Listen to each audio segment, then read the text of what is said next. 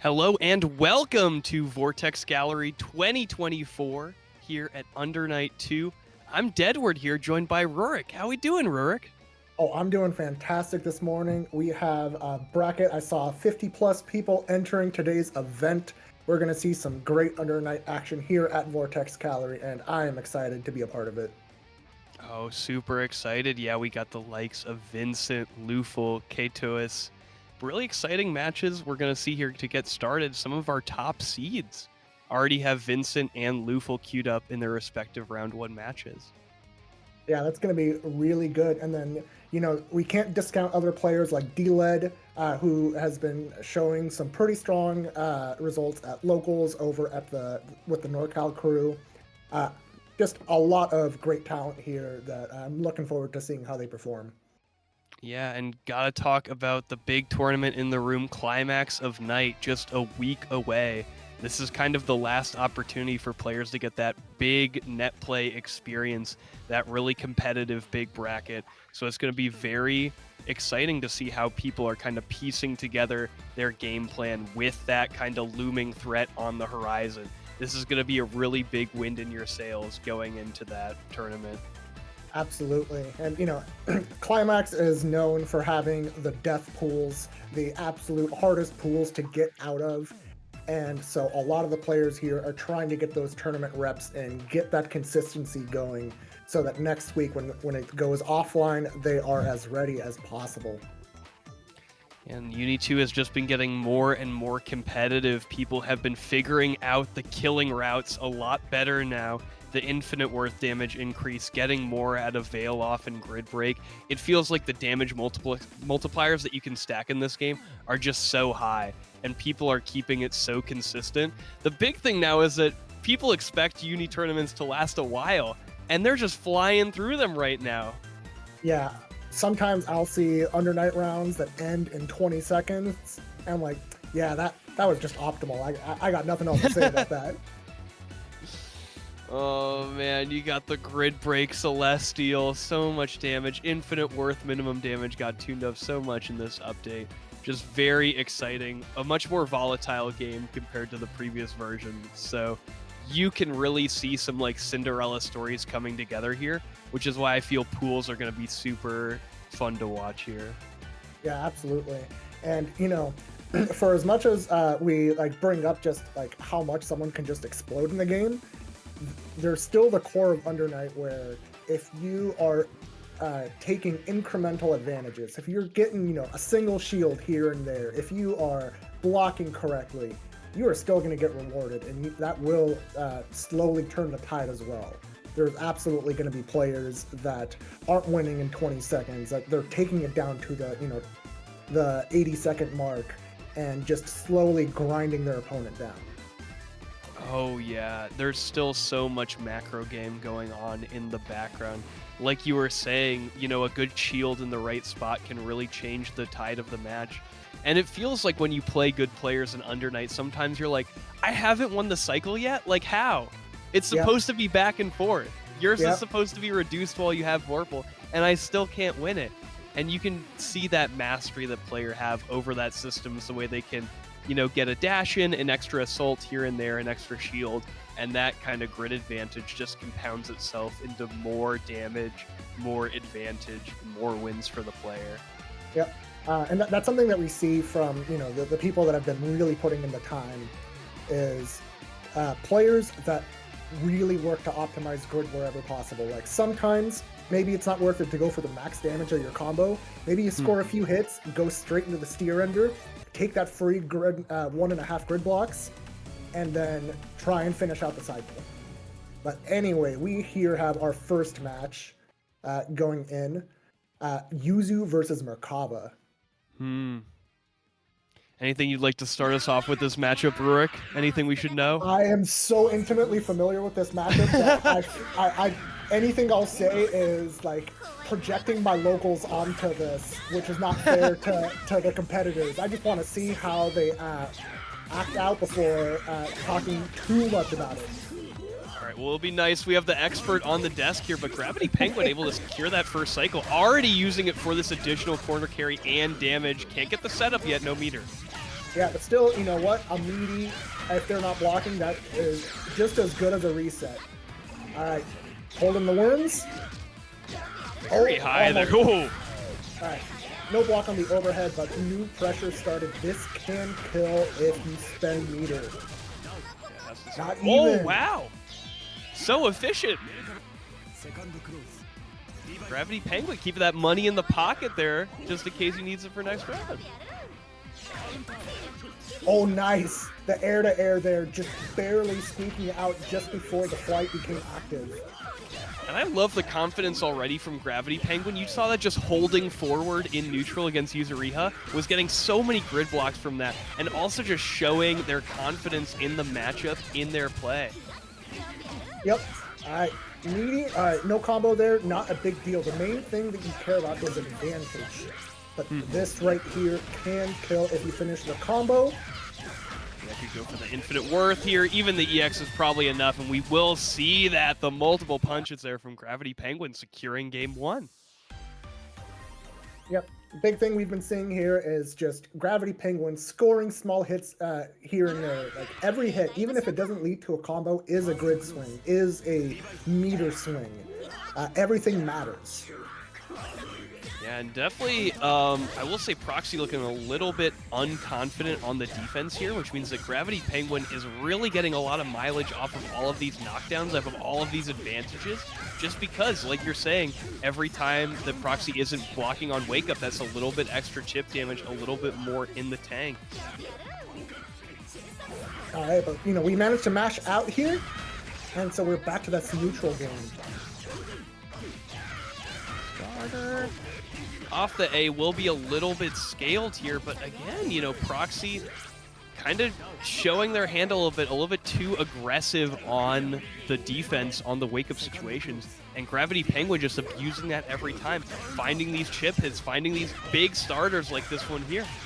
Yep, and that was just a really well-timed shield to immediately take your turn. That wasn't a situation where the shield would lead to a punish because the JA hit so deep, but you recognized that that they could just immediately take their turn. I also want to call out that Gravity Penguin has been using Chain Shift really efficiently off of these kind of Surrey hits, these hit grabs that Merkava has. Can't combo off them meteorously, but every time Gravity Penguin is winning this cycle, is threatening with this full screen combo and Oki. Yep, absolutely, and it's a great starter for Merkava as well, and the B version closes out the match here 2-0 over Proxy. Yeah, great play there from Gravity Penguin. Yuzu does like to kind of occupy that screen space where she's a little bit out of grounded anti-airs.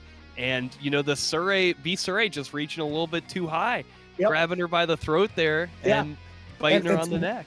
It's really active. It's air unblockable. So if you have that read and you toss it out, there's a pretty big window where any kind of jump from the Yuzuriha, it's just going to get grabbed. Yeah, and of course, definitely levels to it. Could always teleport, make it a big whiff and a punish there for Yuzuriha, but Proxy not finding those teleports, not kind of finding those whiff punishes on it. And, you know, great awareness for Penguin, knowing their resources, knowing that conversion off of such an important hit in that matchup. Yeah, that hit, like being willing to throw that out is both a big risk as Merkava, but it also leads to so much reward.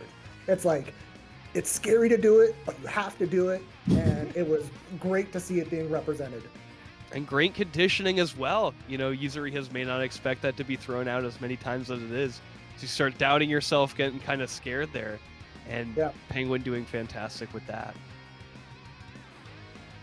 All right, let's see. Do we know who our next match here is going to be? Oh, it looks like Luffel and Ryu Kasim. I have not seen them play before, but I do know Line versus Phonon pretty well. It's a volatile matchup, is what I'll say. Every time, once Line gets to 100 meter, it is a liability for Phonon to jump into the air because Line's 2-2C is a full screen invuln move that is air unblockable, leads to a full combo, and yeah, we got a little bit of a mix-up here, Rurik. Sorry, here. It's Tex Art versus Sparus coming up next. That will be Linnae versus Landrekia, it appears like. So definitely going to see kind of the rushdown versus mid-range kind of action going on here. But both these players looking pretty proficient on the ranked grind. So excited to see what kind of first to two strats they're going to bring out here if they got that net play grime ready to go. Yep. We're definitely going to be seeing a lot of that, and I'm looking forward to it. Some really good stuff once they get started here. Landrekia is still kind of considered one of the winners of UNI2. Very, very proficient character. Feels like he can convert off of anything for very respectable damage and incredible Oki. Yep. The main thing isn't even the damage, which the damage is fantastic. It's you get full screen corner carry off of any stray hit if you have the skills to convert correctly. Yeah, definitely kind of an execution check character. You kind of have to pay attention to what kind of starters you're getting and which Rekkas you can do off of those to make sure you get that consistent corner carry every time. Oh, nice EP there. And that hit there ended up getting the cycle for Sparris. Yeah, now push to the corner here. Sparris keeping the chain. Oh! We got some connection issues with the chain shift. This is the longest screen freeze I've ever seen. These players know what's going on. The biggest chain shift. All right, we're backing off until it stabilizes. Yeah, it looks to be with A buttons at neutral until the connection's a little bit better. All right, great use of the B Rekka to snipe out the air. Chain shift back that will probably give Techstars the cycle. Almost, lost a little bird with that backdash, but still gonna get it. Not gonna be able to spend it though. And that's what you really want to convert that grid into meter. That's what's gonna matter here in the second round. All right, round start neutral skip, but didn't really lead to much. Oh, nice. That is optimal. All right, you got to watch the shields here. What's Sparris' shield habits? And we just got the Rekka out there. Watch the grid going to Techstark. Oh, nice dive kick, but too high up to get a full hit. Doesn't matter. New combo just started. Oh, working it here now. Techstark feeling better to be on offense for this connection slowdown potentially, but can't find the conversion. Counter hit throw. That additional damage will be enough to do it, both from the Vorpal bonus damage and from the counter hit. Nice. Went for immediately that space 2C, which managed to catch the feet into the corner, into the hard knockdown. Yeah, we did see Techstark kind of route into a BDP ender, which does not give a hard knockdown, which was a little bit dicey when you're trying to make sure you keep that corner. Oh, air blockable? Ooh, almost.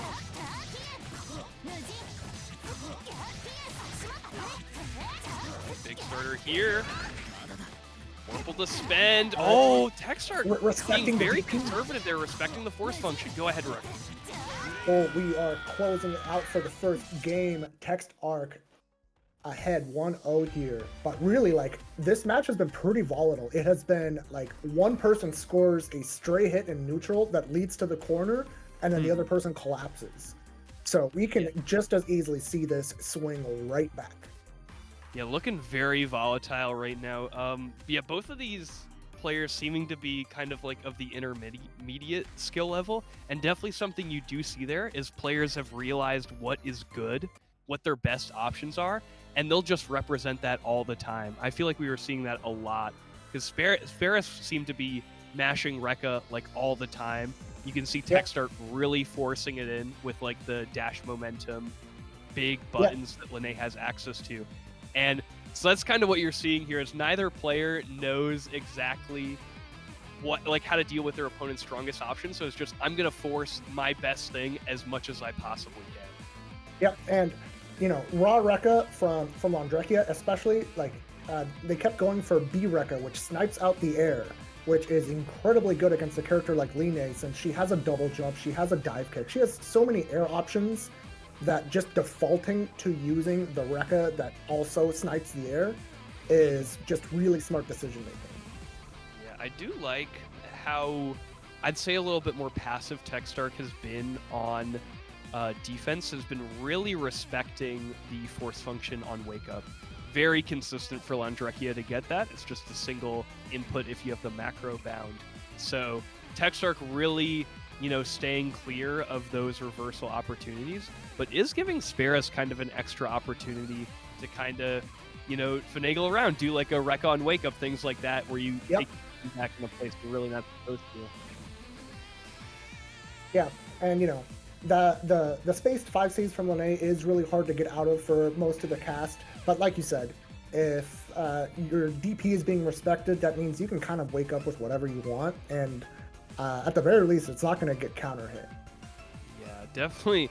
If you really believe in yourself, Wake Up Ice Rain, I feel, can do a lot, especially if, you know, Lene's looking for, like, delay mash. You can find a really big kind of trade combo there, or just, you know, Ice Rain is a huge starter. So, Yep. very Huge kind of starter low and- risk if you know your opponent isn't doing anything. Yep. And you know, worst case, if it doesn't hit, it's super plus. You just go right up and just start your pressure. Yeah, take that turn back. The EX Orbitar of Landrekia. Very, Yeah. very nice to have.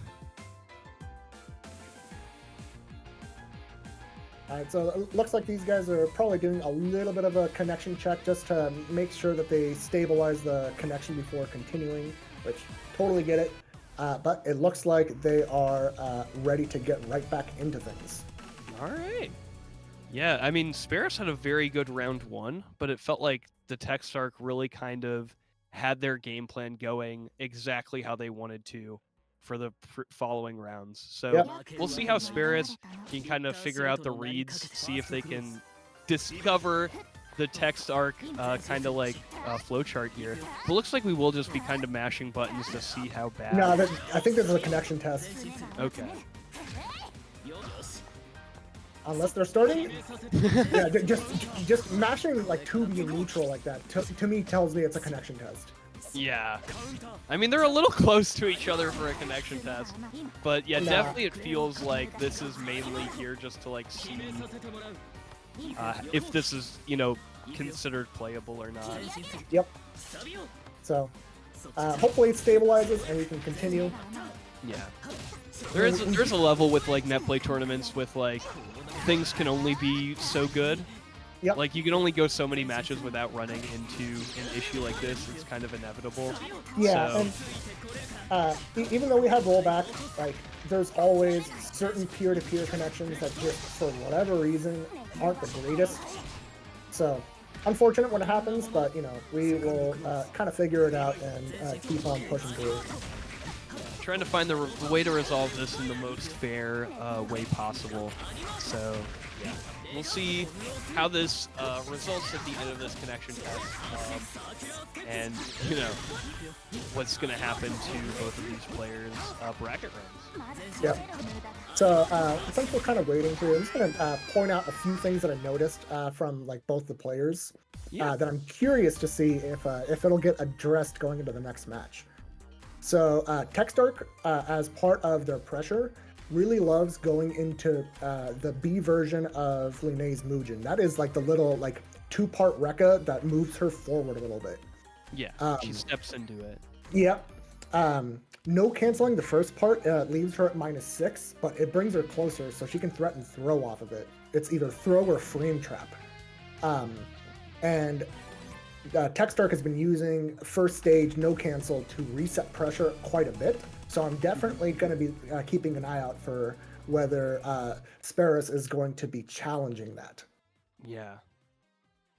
Definitely, if you got that spacing, definitely want to mash on it more. You know, Lene can't really contest without throw at -6. Yeah. So it's going to be a lot of recognition on Asparus' side to see where, you know, these no cancels are coming out. Whoa, Yep. lots of force functions here. Yeah, sawing the air, you know what, said, I have an invincible option, I'm just going to slam it. All right, little scramble there. Techstark not able to convert off of it and then losing out in the resulting mash. Oh, got hit by the overhead there.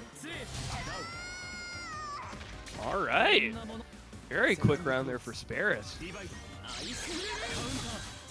Oh, my neutral skip is better, says Sparus. Really representing that hailstorm. And now Techstark with the ice debuff on them really has to watch for these projectiles. All right, got reset there in the scramble. Not going to kill here, but this is not a great spot. Oh, this is a killing game. Under 30 seconds both times. Oh no, but can't finish the combo. All right, Techstark's opportunity here. All right, hard knockdown. Oh, just wake up DP. You know what? When the DP is going to kill, the risk reward is so much better on it that I totally get going for it. I feel like that, yeah, that's such a good force function to show, because you're not going to die on the combo afterwards, so at least you have one more chance. And on the other hand, you know, when people do run unders, they're generally trying to mash or throw you, so very likely to catch that. But now Sparrows on the back foot, grid broken. What a whiff punish with the dive kick there from Techstark. Oh, nice. Yep, did not go to third stage Rekka and instead went for the throw. I like that quite a bit. All right, get the Oki. Ooh, parry not connecting. This is looking really grim for Techstark here. Yep, that's one of those, you're just guessing. There's a projectile that's about to fire. You have to guess strike or throw.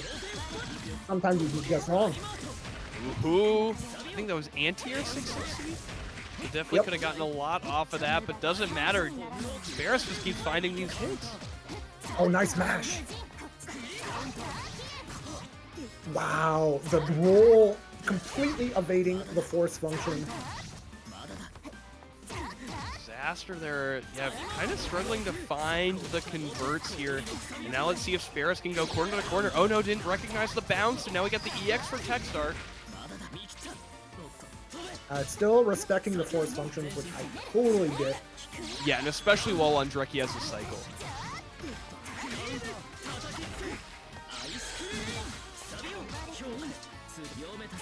One hit away for both players here. That dive kick whiff was so significant. No chain shift from Techstark. Able to mash out. No! Yep, Stared that was just scramble after scramble after scramble. You know, sometimes just the person that has more experience being in the dirt is going to come out on top. Oh yeah, when you roll in the mud, the pig wins. Yeah. Tough stuff there. Fighting on their own terms. Sparrows, yeah, kind of keeping their head together there. And it was such, I mean, I don't know if either player is going to be super excited with how that match went. Definitely, you know, a lot of drops on both players' side, and that could be a bit because of the connection. But definitely felt like it was like, you know, you were always scrambling in every situation there. Yep. And, you know, that's just kind of how it goes. You know, like you said, some of it is absolutely going to be attributed to connection. But, you know, there's always, like, stable tournament combos that you can be doing that, you know, maybe don't do 100% of the damage, but will get you that knockdown and will keep things safe for you. Well, we got a match that I'd really like to gas up coming up next, and that is Luful versus Ryukasim. Luful, of course, New York City Phonon, tri-state Phonon. Very exciting for people to watch. Has a pretty unique play style. And on the other, maybe we're getting a different match, because that does not look like a character. No, we're about to see Rakestraw versus Micaiah. I just saw the update. It is totally fine. We are, you know, just like in a match, and you just have to improvise all the time. Things don't go quite according to plan. We're same thing. We gotta figure out who's available for matches. And anyway, here Micaiah versus Rakestraw. Rakestraw is a local player for me. Well, I say local. They live a state away, but they show up to some of my locals enough times. Great Hyde player. And I'm looking forward to see how they do against this Line. Yeah, pretty fundamental matchup coming up here. You know, Line will have that extra mobility with the double jump, with the dive kick. But, you know, this is going to be pretty fundamental uni. Both of these characters really like their projectiles. They really like their big buttons. So it's going to be, you know, pretty honest. And then both of them do an absolute ton of damage. Yep. So we'll see how that kind of eventually mixes up. Hyde players, of course, loving their kind of Rekka mix that they can get you eventually. Very similar to, like, the counterplay you have to do for, like, Akatsuki Bitatsu. Just can catch you unaware sometimes. Catch you Yep. green shielding while they have chain shift, and now your grid broken. Next is gonna kill you because of the 10% damage bonus. Very grim. Yeah, it's a very simple mix-up, and it's really just like, how greedy do you think the Hyde player is going to be when they start their Rekka? They got the greed they talk about in the Bible. The Hyde player's always going for extra.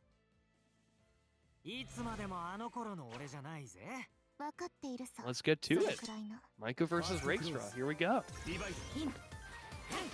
Oh, respectful round start. Yeah, just throwing our projectiles at one another. Gonna get a feel to how we're gonna play neutral here. Nice. Oh, yep, double dash block into throw. Oh, and now same situation, but did assault. No full combo there. Doesn't matter. Whoa, throw whiff there from Micah. Rakestrom really getting dividends off of showing this throw so much at the start. Yep. And then the Kuga follow-up is -1, so it is RPS you have to immediately engage in if you choose to do that move. Yeah, we did see the counter hit from Rakestrom there, so it looked like both of the players mashed on it. Alright, full corner carry. Nice throw tech though. Yeah, first tech of the match, I think there. Rakestrom already, you know, like 4-1 in throws. Oh, C starter. Danger, danger. This is going to be big. Okay. Oh, went for the pogo. That's going to be it. Didn't even need to spend any meter for the perfect there from Rakestrom. Man. Yep. Rakestraw just started out strong, setting the pace of the match. Going through the layers of throw RPS. And for that first game, Makai was just a step behind every time. Yeah, you saw like 4 throws in the first round, and then 2 huge throw baits in the second round. You know, really had that conditioning at the start to get the perfects in the second round. Counter hit starter and the cycle for Micah, though. Oh, nice. Maybe a jump?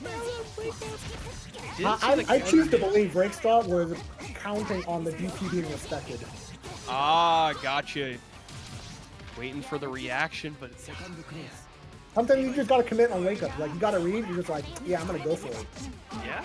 All right, once again, mash on the -1. Lots of shields here for Micah. Gonna bring this cycle closer. Gonna be close. Hyde will gain during the combo, though, but it will go to not Micah. enough. DP, yep, all right. No real Oki. Okay. Dash out. Oh, no shields there, and the throw bait once again. Rakestrom really winning out on this strike throw. Nice, yep, the wake up force function. Oh wow, great use of the space 5A there from Rakestraw. Dash momentum on it. It looked as well, getting that little extra reach. Gonna attack on the EXTP to make this last hit situation. Wow. That was so smart to go for an additional 2FF. Man, and Micah's gotta feel really bad about that one. Just a little bit too spaced out there on the 2C. Couldn't counter hit the startup of that projectile. Oh, wake up. Rekka got out of the corner. Pressure here. All right, and this is where Rakestraw gets really dangerous. Has the throw conditioned so well. And Micah, if they guess wrong on strike, they will really hurt. Yep, and this whole time that you're blocking this, you are eating chip damage. Doesn't matter, though, you managed to get a great mash out. This is where you gotta remind yourself, all right, infinite worth damage is high, but it's not that high. ADP starter there to kind of deny anything that Rakestraw could do on Wake Up. Perfect option there from Micah. That was so smart. The ADP CS, even if Rakestraw had done a Wake Up DP, the chain shift would have canceled that out instantly, even on whiff, and would have allowed Micaiah to block. That was a guaranteed meaty situation. Very good, unmess-withable meaty for when you need it. And Micah kind of bringing it out at the perfect time there.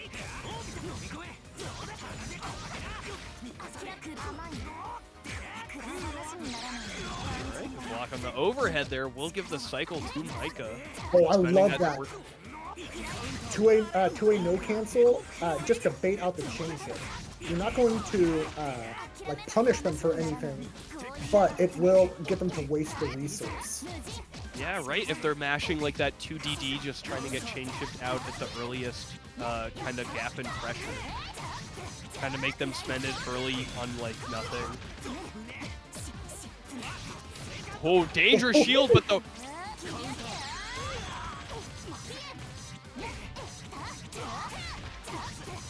What an interesting interaction there. Yep. Dangerous Assault with the Helmbreaker. Ooh. Oh no! Confirm. That's scary. That is scary as Hyde. Yeah. No, if Michael was a little bit better positioned there, Rakestraw would have absolutely died for it. The Ford F-150, the 660 from Rakestraw. Yep. Driving in, no bollards to protect Micah there, just real. Yep, and you know, we talk a lot about how important grid decisions are. That was a premium example of Rakestraw showing that sometimes the best grid decision is to not care about grid at all. Mm-hmm. Oh no. Oh. Uh-oh. No. Oh no. You know what? Not a whole lot happened there. We are 1-1. It is last round, if I remember correctly. We can get back there. Oh no! Can we just talk about that Steam name? What? So we don't know. They're just gonna have to report it. Oh, did they finish the match? Oh wait! Oh it no! It looked like our spectator they got went too quick. out. They went too quick. That is so unfortunate. Not like this. No. But yeah, while we do that, I just want to talk about like some of the like decision making that we kept on seeing. So like that interaction where Rakestraw did 2FF, 2FF, 2FF, and then finally went in with a 6-6C. Like that whole time, Micaiah was farming grid and went ahead like 4 or 5 blocks. Yeah. But Rakestraw only needed one more hit to win that round. So Rakestraw decided, you know what? There's not going to be a next cycle. I do not care how many of these grid blocks you accumulate. Yeah. Well, perfect stuff. And definitely, you know, you can catch your opponent staring at the bottom of the screen sometimes. You know, the fighting game is happening at the top. So you can definitely kind of over-focus and tunnel vision on that kind of additional resource. End of cycle. There's that really famous clip of like Squish just like walking forward while the Phonon's just looking at the grid, and then he wins the cycle and then throws immediately after.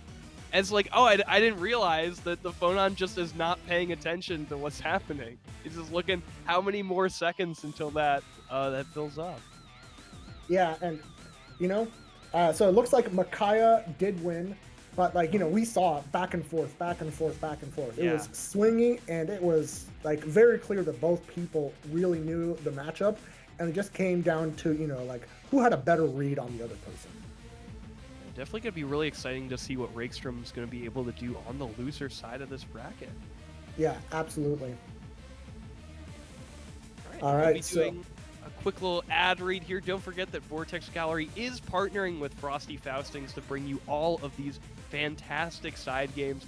We know you're going to Frosty Faustings. It's so good. One of the best tournaments that happens in the fighting game circuit. So make sure to register for these side tournaments ran by Vortex Gallery with Frosty Faustings. We have a new keyword. And yeah, get in there. Yep, and we also have a Matcherino for these brackets. If you have been liking what you've been seeing today, all these players deserve to get paid out. Go to matcherino.com/VGON24. There's always little things that you can do for free money that can be put into the pot. It's usually just like a follow here or a like here. It's nothing too big. Just go to matcherino.com/VON24 and add it to the pot. And don't forget the Vortex Gallery merch is live. Shop is there at 956pro.com/shop. You know, you got Rurik rocking one of those shirts right now, actually. I'm recognizing that. But plenty of great absolutely. merch, And I see under- that they added like 3 new shirts to it. Actually, 4 new shirts. I'm definitely gonna have to pick a few of those up when I see you guys over at Frosty Faustings. Keep Calm and Grim Reaper is crazy. Yeah. Do you put that together, Cookie? That's wild. That sounds like a Cookie pick. Got that up. The tank top. Yeah, show off. What the work you put in? You got it. So defined with all that dancing. All right. Well, I think finally, Lufo versus Ryukasim has got to be the next match, right? Right. We'll see. I'm taking a peek here. Oh no, Ryukasim dodged. When my goat is washed. Yeah, but we will at some point see Lufo versus Micaiah. So that's going to be really good. Well, I don't think I've ever heard Lufo say he likes a match, but I imagine Linnae is not the most fun for Fona. We got I'm So Washed and Dr. Butler coming in right now. Those are such good names. Dr. Butler is fantastic. Yeah. Oh yeah. You got double shift there. Yep. You got 2 professions. That's like 2 more than the average fighting game player. Well, you know, the more employed you are, the less good you can become. That's true. So we got a little Dr. Butler slander coming up here, starting off. We rocking the Linnae pick here at character select. Yeah, and then I'm So Washed. Oh my gosh, the Wait, Miku Hilda. Is this Untold? I Got the name change. You know, people change their Star GG tags all the time. We'll see. I know Untold Melody combos. If I see those, I'll point it out. But it also just could be an unknown OD Hilda. Unknown, yeah. I mean, bro, these Hilda players. Definitely, you know, Slush Rush Sweet making a top 3 at ECT. So, you know, the Hilda Renaissance is here.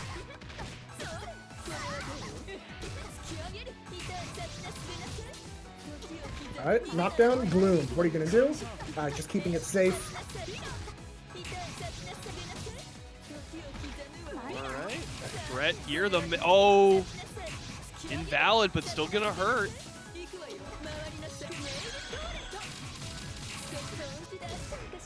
Oh, are you gonna kill? Oh, the perfect to start us off here. Brutal. Man, losing that much health to an invalid combo hurts so much. And like, I don't even blame Dr. Butler for not teching out of that. Yeah. Because it was the first hit of the combo that dropped.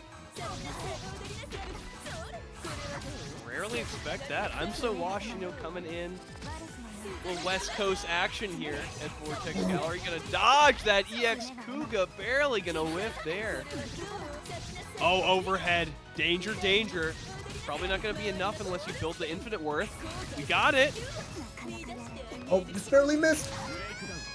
The back throw. Yeah, can't quite get the infinite worth input, but can get a double perfect here from I'm So Washed. You know, incorrect name here. Yeah, I'm not so sure this person is washed at all. Nice whiff punish on the dive kick. Really hurting here. Alright, which direction are you teching? Just holding it. Yeah, I do kind of like that as the cycle is ending, not going for back tech just to make sure you hold on to a little bit more grit. And the delay tech to deal with the Roomba, that was pretty heads up from Dr. Butler. Nice. Oh, but the challenge there with the 2B.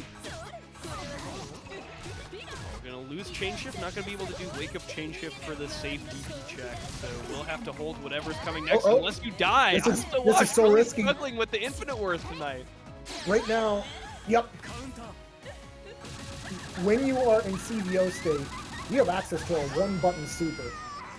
Like, even if you're not in the middle of the combo, you can still just press ABC and IW comes out. It is so scary to do pressure or neutral against someone that is in CVO state at the moment. Danger here, yeah, you really gotta check for that. Looking like Tekken with the one-button supers. Oh no, looking like Tekken with the connection issues right now. So, sorry, I'm sure it'll stabilize.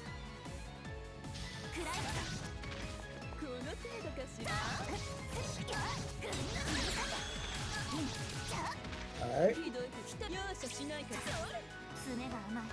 Okay. Anti-air. Nice. Oh, here's some... Yeah, the connection's gonna make it really hard to punish the DP. Like wow. Completely avoided the 6-6B there with that forward jump.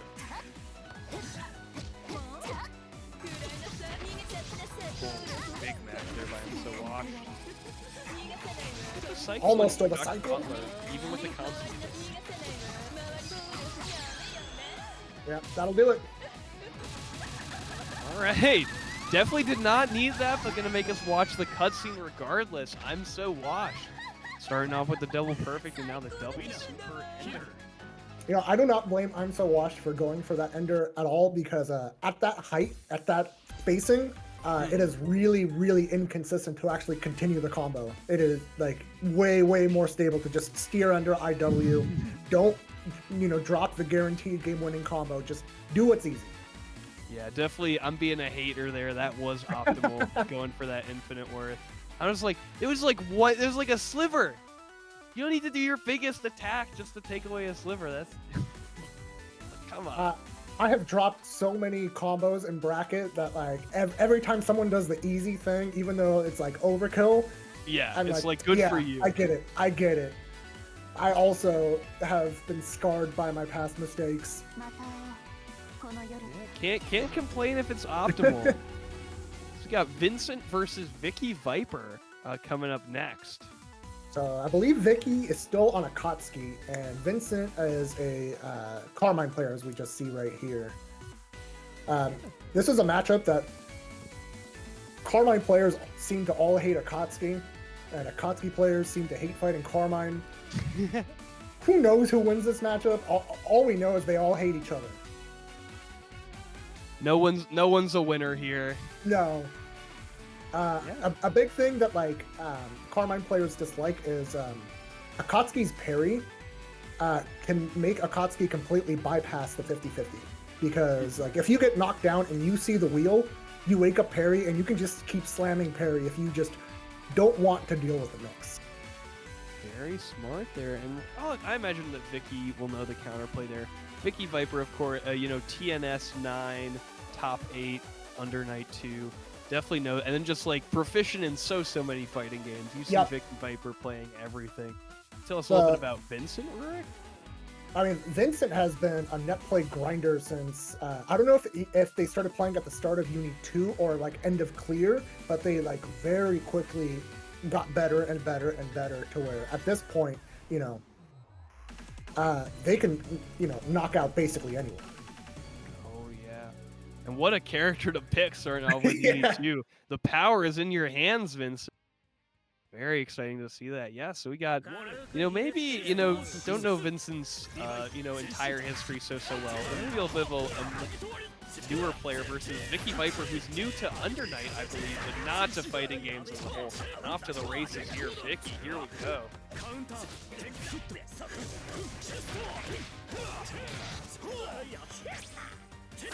All right. Oh, nice. The jump back JC. Wow, that comboed. All right, to the corner. changes to that. Special move has been very good for Akatsuki. Oh, whoa, off the scramble there, Vicky Viper. Yep. Oh, almost got the punish there too. Yeah, round start 214C just beats basically everything Akatsuki wants to do, so I totally get going for that.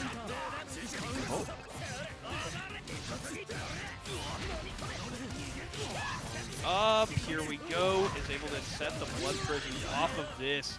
This is one of the most vicious mix-ups in Under Night 2. No answer, nice. no fuzzy. I like that Vincent went for the high wheel because it makes it so that trying to wake up like low parry would whiff and you get a counter hit starter. Allows you to go for throw if you want it. It's messed up. It's messed up. And we're about to see it again. Oh, here we go, the wheel. Haven't seen kind of the wheel parry interaction just yet that you were talking about, right? Yeah, it's a risk because high wheel is an option. So we'll see if Vicky ends up going for it. Okay, plus frames? No. Oh. Really protecting Vincent there. Oh no, but can't find the ender that they wanted. Oh, got hit low. That anti-air is a low.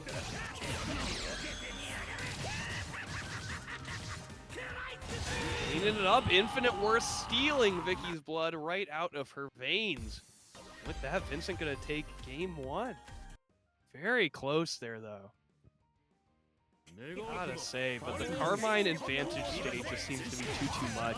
And I feel like Vicky has been really going on that, you know, kind of descending punch, and has just been falling into bombs and wheels and various other dangerous blood things. So Yeah. we need to be a little bit more conservative in the neutral approach here, because Vicky has been swinging. Wow. And case in point. And you know, who's to say it can't work? This is looking great. Oh, close the distance, Vicky. But what is Carmine's wake up going to be?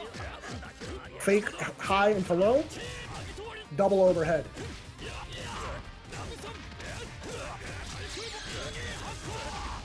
No, went for the greed. It paid off. It paid off. What? Oh my! Into your overhead?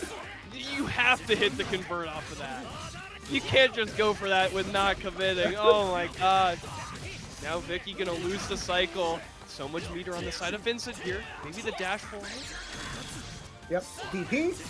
And got most of that meter back thanks to that chain shift. We're going to the corner. Here, Vincent maybe trying to not spend any meter. Oh no, spending it all, the infinite one. Oh, but didn't kill. Got a bomb though. Oh, it didn't bite. That's good. Alright, Vicky's gonna still need one more hit here. Has to get through the chain shift as well. Finds the whiff and the punish as well. Yep, that's one of the unfortunate things about ending in Bitatsu is you don't actually get a hard knockdown. So you end up with a scramble, and this is the result. We are in the potentially final round here.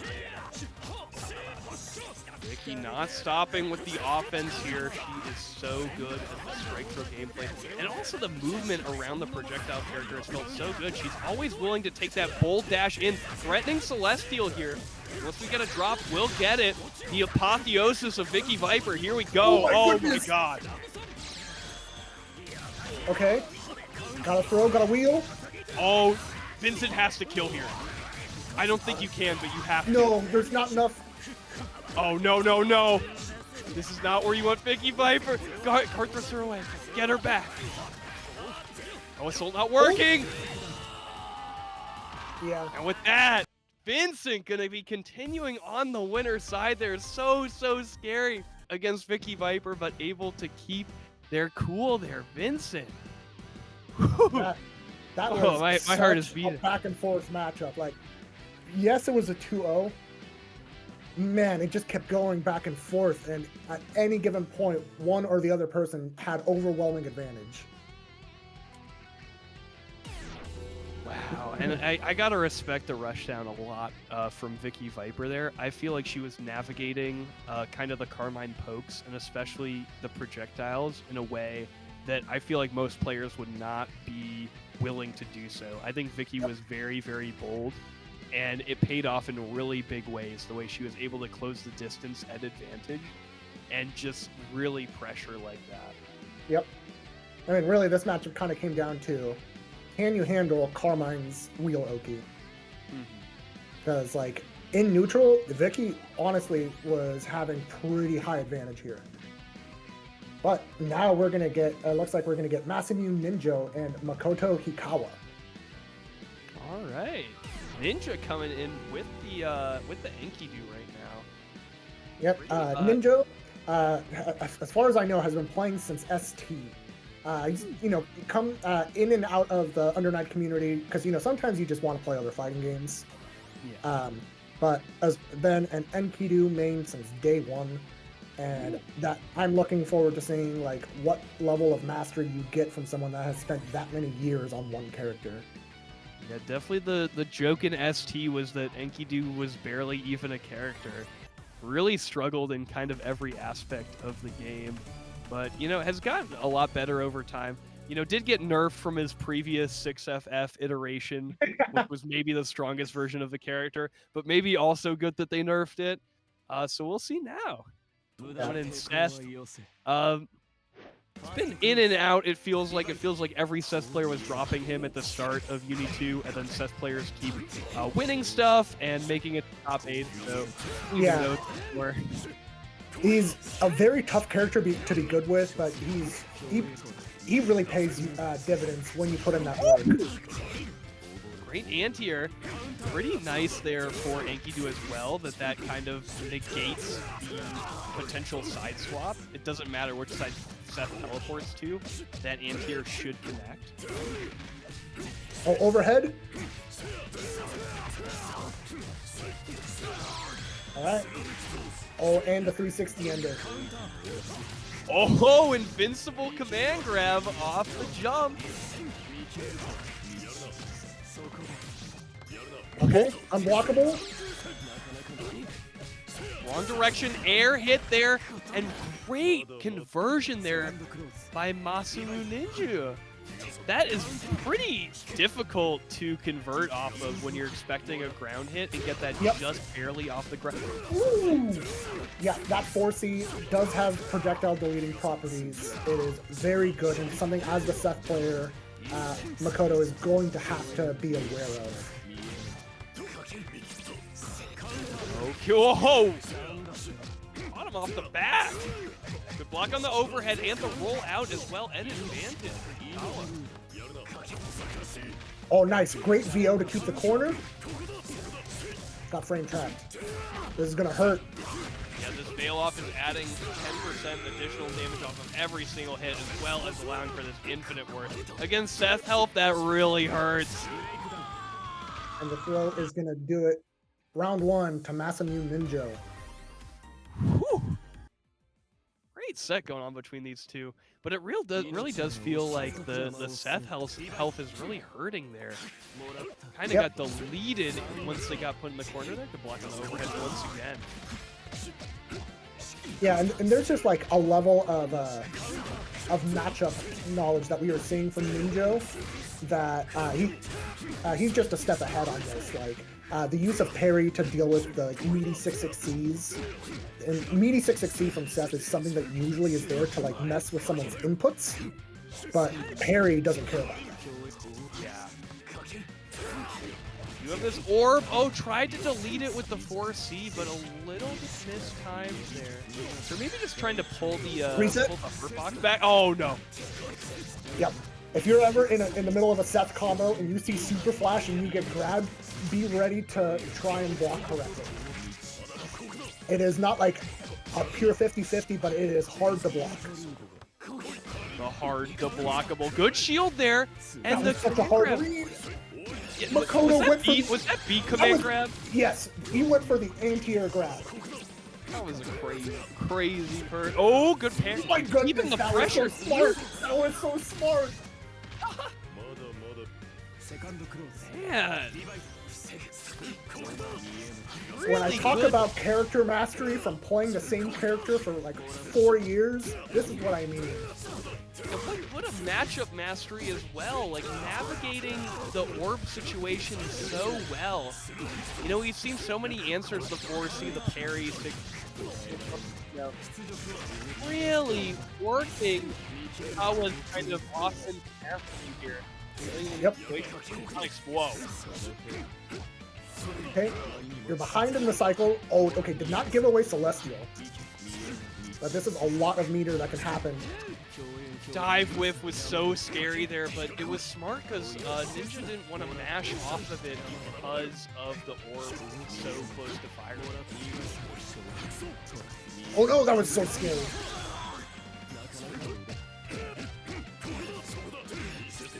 Did miss the kill there because of no conversion, but we'll catch the backdash with the reversal.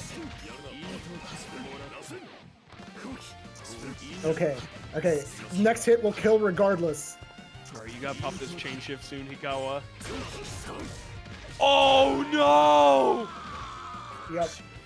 Just like we saw before so many times, Ninja is not afraid of the orb, has plenty counterplay in the back ready to go for that. And, you know, the story of the matchup just felt like that Ninja knew the matchup so much better. Yep. And like, you know, it wasn't just like awareness of the orb being there. It was awareness of the orb firing timing because it's on a clock and the Seth player can kind of mess with that clock, but it's always information that like you as the player have. Like, so like you technically shouldn't, you know, get hit by it, but like there's so much variability, like most people will. Yeah, the projectile has travel time. The orb can be, you know, many distances away from you. You do have a feel as to like when it's firing, but you may not know when it's going to hit you.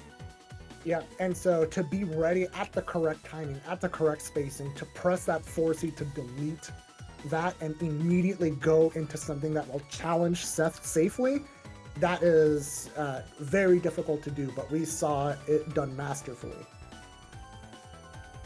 Fantastic stuff. We got next on the street. We have Keyless versus DAC. So DAC, I believe, is on Mika. Oh. Bit of an unpopular pick. I know we've seen Wormadon on them pretty recently. But yeah, Mika has never had kind of like the strongest character profile. She doesn't do that much stuff much stronger than the rest of the cast, I feel like. I always kind of am under the impression that they're like afraid that, you know, the slightest buff for Mika is going to just like push her over the edge to where she just dominates everyone. Because like she's one of the few characters in the game with legitimate mix that you can't really do much about. Like if you're group broken in the corner, you just have to hold the 50-50. Oh, we're seeing a Byakuya. Oh. You know what? This might be a different player than the person I was thinking of with the exact same handle. Yeah, we were thinking of Dak. This is DAC here, so a little common mix-up there. Meanwhile, Kato is on the Aka here. So once again, you know, already saw that character pick from Vicky Viper. One that people were really big on for UNI2 and received, you know, so much additional damage. Was already really good once he got access to his close normals in pressure, but just so much better now. Yep. And Byakuya is good, will always be good. Byakuya is never broken, but is always just strong.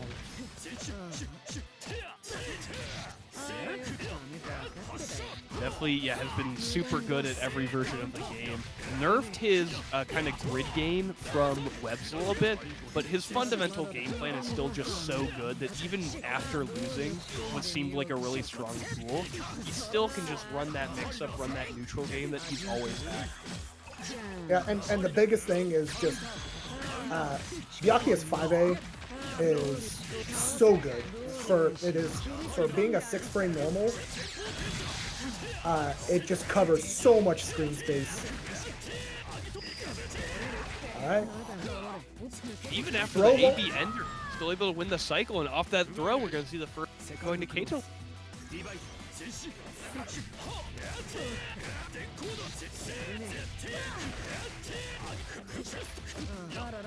Whiff on the Tatsu, still managed to meet counter hit overhead. That's so grim. I worry that the 5A may have extended DAC's hurt box a little bit there. That was the only reason they got hit with that overhead. Oh, no. That was like that was a mistake from Kato from doing the 60 on block, but like saved himself with chain shift and then turned that into a flame trap that is and ultimately ending the round. Perfect there. You know, you've seen Bitatsu Infinite Worth, but you have not seen Bitatsu into combo into Infinite Worth. That was unbelievable damage from Kato-less.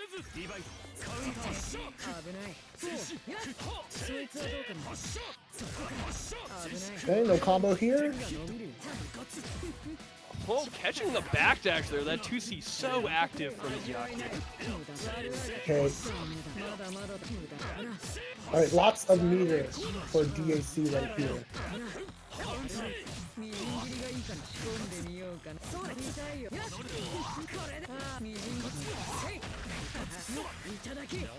Oh no! Oh. Went for a reset, but the forward tech got Kato out of there. It worked out pretty well for DAC considering everything. That forward tech looked like it may have been the end of the round.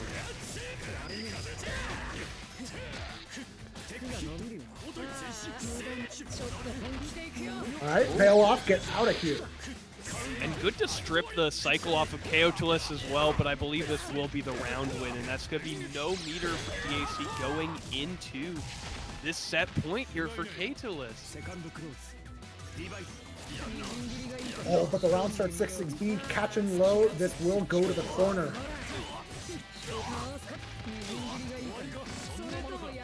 Oh, punish? Yep. Side switch maybe? No, we're just going for the mid-screen route. Keep it safe. Throw back.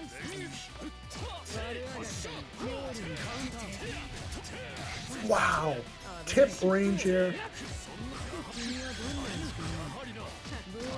Big shields there as well. Gonna get Kaotolis cycle win. Not a lot of friction with that. The game going as well. Kaotolis gonna stay on the winner's side here. DAC gonna get sent to losers. Yep. And this is just one of those games where like both players were like honestly playing pretty well. It's just Kato-less's offense was just relentless. Just looping plus frames, and every time that DAC was about to challenge those, Kato-less switched over and did the frame trap. They were just a step ahead. Yeah. Super.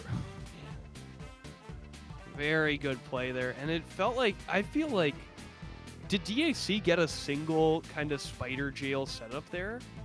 No, either went for resets or had unfortunate drops. Yeah, that's, I mean, it really does feel that Byakuya, you know that Byakuya is winning characters like Byakuya and Carmine just based on how many times they're able to spend 100 meter for that ruinous setup.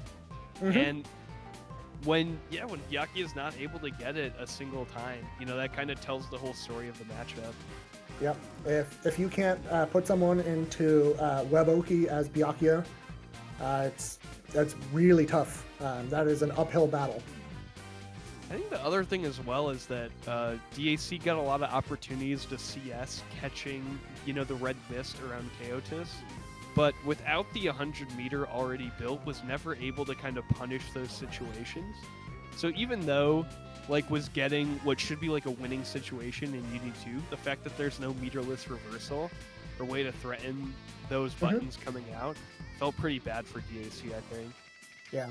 Byakuya does have great defensive options, but, you know, like 5A is not invincible, but is really good for its size and speed. 236C is invincible, but costs 100 bar. So sometimes you're going to be like making the kinds of decisions of like, do you store meter for safety or do you use meter for Oki? That is the kind of decision making that you have to do as Byakuya. And then, other characters do have access to meterless reversals, but, they might have, strengths elsewhere. Yeah. They definitely don't have access to Web Oki. Yeah, exactly. So that's a big plus in Byakuya's favor. And trying to imagine what it would be like to defend against Akatsuki with webs is frightening. Terrifying. Yeah, at least his rebeats are bad, folks. At least Byakuya's rebeats are bad. We got that. His buttons hit me from like half screen, but at least. And to have infinite stagger. Yeah, but really, really well played by Catalyst there. And it looks like we are getting the next match here. So Nocturnal Loop on Nanase. Let me see who they are going to be playing against. Was going up against Kid Koopa on the stream queue, but Loop's... All right, we're doing Lufel and Micaiah. That's going to be good. Oh, man. Both of them really, really strong players. We already saw Micaiah play really, really strong Line. And Lufel is the pioneer of basically every phone-on mix-up that we have. Not every single mix-up is going to be necessarily real, but when you get so many thrown at you, it can be really hard to tell what's real and what's not. Lufel's pressure is so good. Yep. He makes people respect you and him in like situations that they're not supposed to, which is really entertaining to watch because it's like just getting opened up by like mix that doesn't even exist. Yep. Like whiff fireball, whiff JB, and then throw you. Like what's happening here? Yep. And at the same time, like Lufel's defense is like it's a slot machine.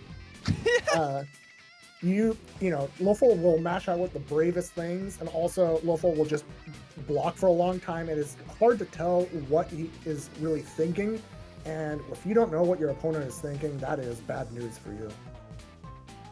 Definitely, we did get the confirmation in chat that Lufel does not like this matchup, and it is top 16 winner's side qualifiers here.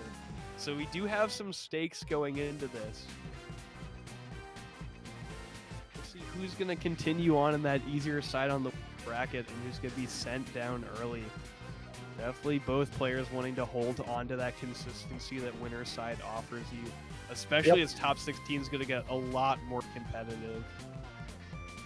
Yeah, and so as soon as we get Lufel in here, we are going to go ahead and get going. But yeah, I think I was starting to talk a little bit earlier about Line versus Phonon and how important Line having meter to threaten 2-2C with in neutral. I'm sure that we're going to be seeing that kind of play from Micaiah.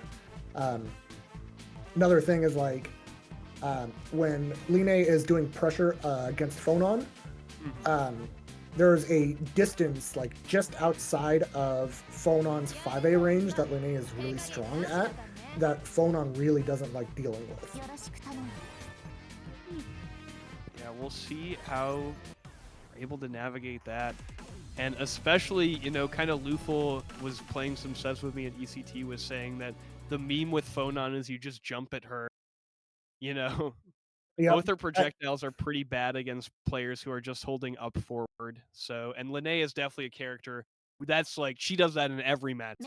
So against Phonon, that's going to really hurt. We'll see how Lufel's able to deal with that. Not just the jumps, Linnea's rolls are really hard for Phonon to zone.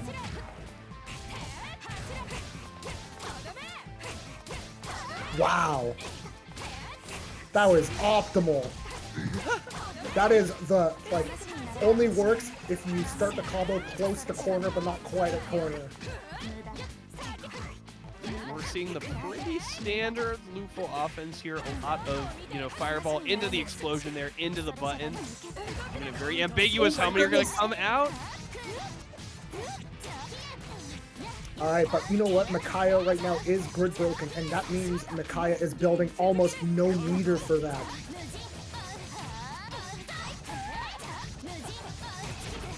Alright, are you gonna spend? Alright. Oh my... Like you were Wow. saying, that Lufel defensive slot machine willing to go so bold, call you out for reading his habits. Insane. Okay, getting past the Heian.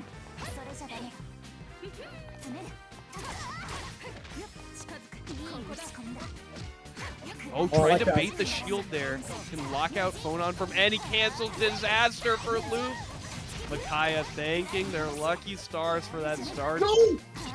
You did not want that. All right, pressure reset. What are you gonna do? Oh my god.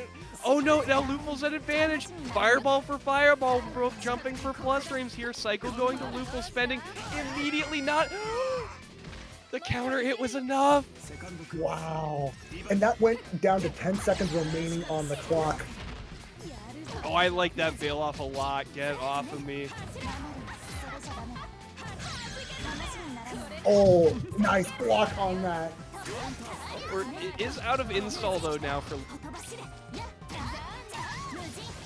Okay, nice. Got hit low. Alright, to the corner. Yeah. Alright, got strong.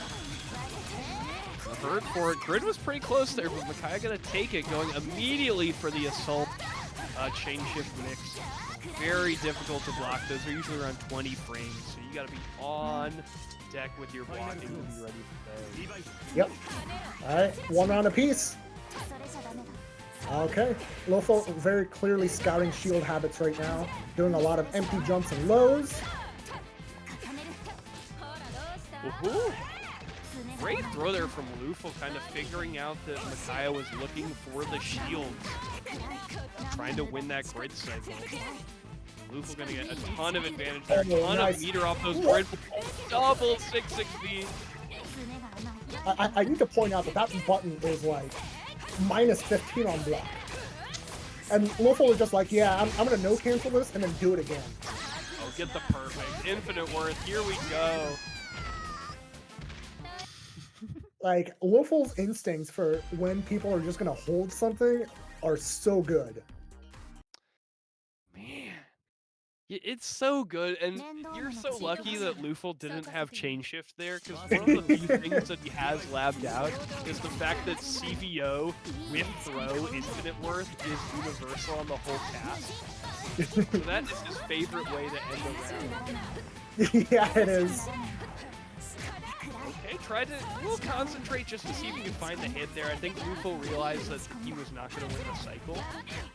So just seeing if he could bait Micaiah into one kind of like final thing to at least get the hit. Oh, went for the dash under. Oh, nice. Alright, force function hitting both sides. Alright, overhead version this time.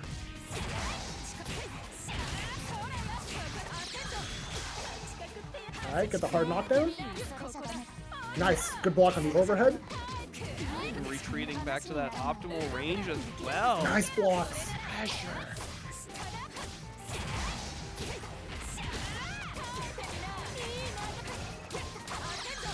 Infinite. Oh no! Oh, nope. Didn't want to spend infinite worth. They pay the price here. Yeah, Not and like Micaiah recognized after that shield that that was pretty minus and went for a 5B starter instead of going for the A punish, so got a lot more damage out of it. Oh my gosh! My goodness! Lufel. Not like that. That looked like an anime burst fade. I feel like I'm watching Guilty Gear like BlazBlue right now. Oh. Wow, that jump over ended up whiff punishing the anti-air. Okay, get out of the corner. Oh, but doesn't matter. Just wake up B pillar CS. This is so much damage. Not gonna kill, but this is really good. Oh, check the spent the force function, which means that Lufel will get the cycle win off of that. Yep, and right now IW will kill. So, oh my god. What? Alright. That had. Oh my god, Lufel. Xavier, get out of my head. What was the read there? Figuring out that Makai was not going to be ready for the full screen run. You're not ready for the phone on run speed. I don't No, know how she does it with the heels and everything, but she's got that soul bad guy acceleration. and like I said, Lofel, like one of his biggest player strengths is he really knows like what you as a player when you're just gonna hold something. And like right there, we saw, you know what, Micaiah, they are going to sit back and try and deal with zoning. So what if I just full screen run up throw? Yeah, full send there. It works every time he does it. Yeah. He just has the instinct. Mm-hmm. That was fantastic. So we're going to be seeing Lofel in top 16. So that please look forward to more of that style of phone on. That's going to be a lot of fun to watch. Yeah, Micaiah likely as well going to make it into top 16, but on the loser side. See who they have to fight to make it out there. But yeah, we got a final match of this commentator block. We got Shave Ice coming up against I'm So Washed. So this matchup, Gordeau versus Hilda. Like once Gordeau gets the knockdown, it can be pretty tough for Hilda because like her primary defensive options are like jumping, which you can just get anti-aired, and you know, basically just veil off to take your turn back. But in neutral, basically everything Hilda does is going to be beating what Gord can do. Yeah. So it's like it's going to be really volatile one way or the other, and we'll see what happens. Yeah, it's going to be pretty tough for Shave Ice to kind of close this distance here. We'll see. Yeah, like you were saying though, everything Hilda does beats most kind of mid-full screens that Gord is trying to do, and we're already getting the 50-50 here. Danger, danger! Oh my god. Yep. Back Gloom to get that concentrate because you can't even challenge it. Oh no, dashing in. Really gonna hurt there. Once again, I'm So Washed keeping this defensive setup going up, always making sure the projectiles are going towards Hilda. They kind of deny any run-up Shave Ice is trying to do. Alright, you have to hold this. You have to hold this too. Damn. Out. And once again, you know, we saw before, I'm So Washed, not a stranger to putting perfects on the board here. Alright, that wake up 63C, very smart because it trades favorably against round start B Reaper. Always something you gotta watch out for. Gordeau's love throwing that Reaper out. Oh, good dash blocks. Oh no, but gets caught on the toes. Blown up by the 2 teams. On the overhead. Alright, game 1 going to I'm So Washed. Once again, I'm So Washed really showing their dominance here on the winner's side.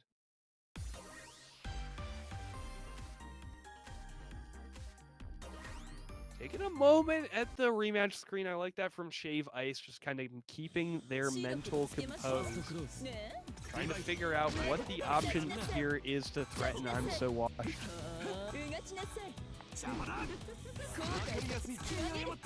Oh, got hit low?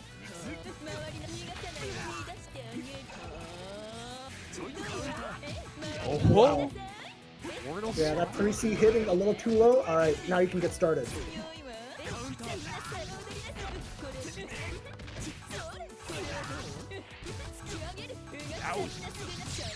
Shave Ice really And taking the reset. pressure here, gonna get cleaned up by the Roomba.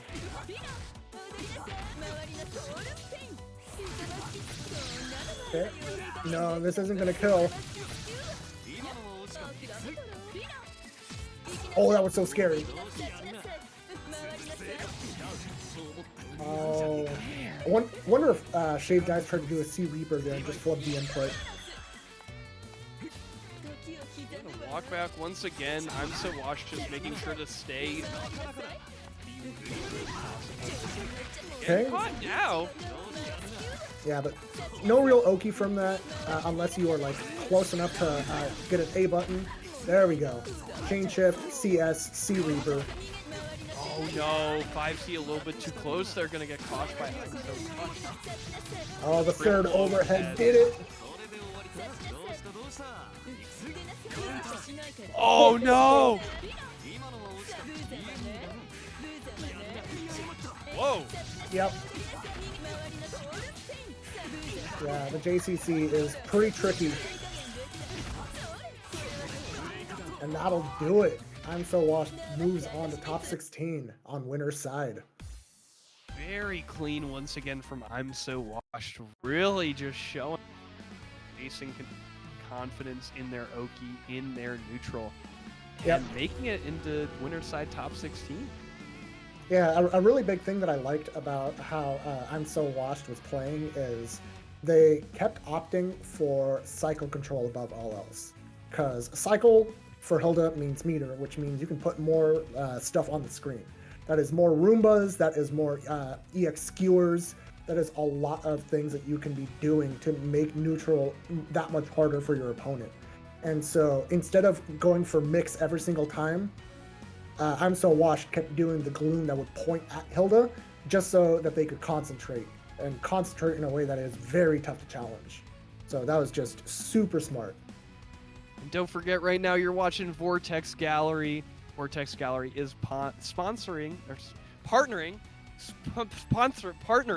with Frosty Faustings to bring you the community tournaments this Frosty Fausting 2025. All these lovely side games you see before you now. Registration is live, so if you are attending Frosty Faustings, any of these games, you're like, man, I gotta enter that. Make sure you sign up now at the StartGG link /Vortex Gallery. Yeah. And don't forget, we do have a Matcherino for this bracket. So if you want to see the players that you've been watching get paid out at the end of it, please go to matcherino.com/VGON24. There are always little things that you can do for free contributions to the bracket. Usually it's just a like or a follow, something simple. And, 25 cents here and there, when enough people do it, it really adds to the pot. Yeah, and the Vortex Gallery store is open here. The shop link is in the Twitch chat. So many great designs on offer here. Once again, I got to shout out the Grim Reaper. Just had Shave Ice on screen. Oh, I'm absolutely buying that. That is such a cool shirt. All right, and with that, our commentary block is coming to an end. We'll be leaving you with Tabby and Lid for the remainder of these pools matches. All of this will be streamed on Cookie's channel with Vortex Gallery. So remainder of pool matches, top 16 and top 8 are all coming up next. We'll leave you with Tit and Lat. Finish this, Rourke. Take this out of my hand. It's okay. We are gonna leave you guys in capable hands. There is plenty more Undernight action for you guys, so don't go anywhere. Tabby and Lid, you know them, you love them. They're gonna do great. I've been Rurik here, and he has been Deadwood. We're gonna sign out. Thank you so much for standing by with us and hanging out this morning, watching awesome Undernight. Peace out.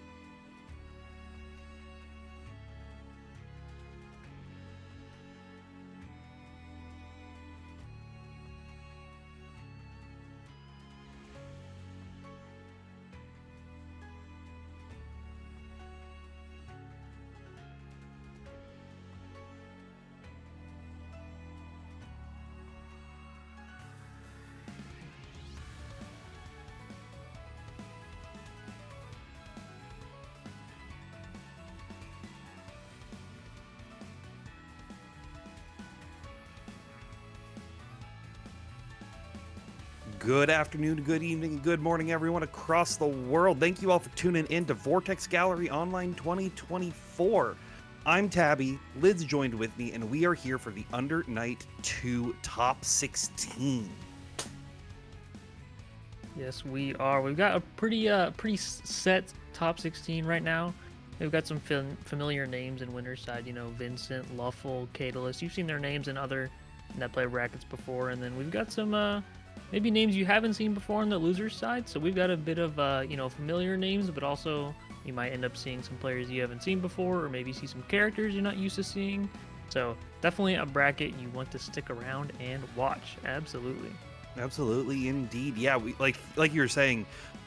I love these sort of one-off online brackets that happen, right? You know, Vortex Gallery, we're not on every week like a TNS is, or like a WASD is, or a Boston Blue Beat is. So some of those events you see the same names again and again. And this we have like so many people that I'm like, I don't even know who you are, and I'm very excited to see how you play. And we've had some upsets even coming from that. I think a big one that a lot of people would say is on our loser side. Vicky Viper actually upset Micaiah to make it in. So pretty unexpected as a whole, but you know, that's for a little bit later to see if Vicky can make it on further down, because we've got some winner side matches to go. And we're going to start off with a name that I think if you've been paying attention to the UNI2 net play circuit, you know very well. We got Vincent on deck. Yeah, Vincent, one of the players who I look at the bracket and definitely like, you know, I would expect to see a player like Vincent probably sitting in the top, at least the top 3 for tonight's bracket or today's bracket. Very solid players, consistently performing quite well in these net play brackets. But as you were saying, this isn't something that runs all the time. So we have like 40 plus players for this bracket, which is really great to see.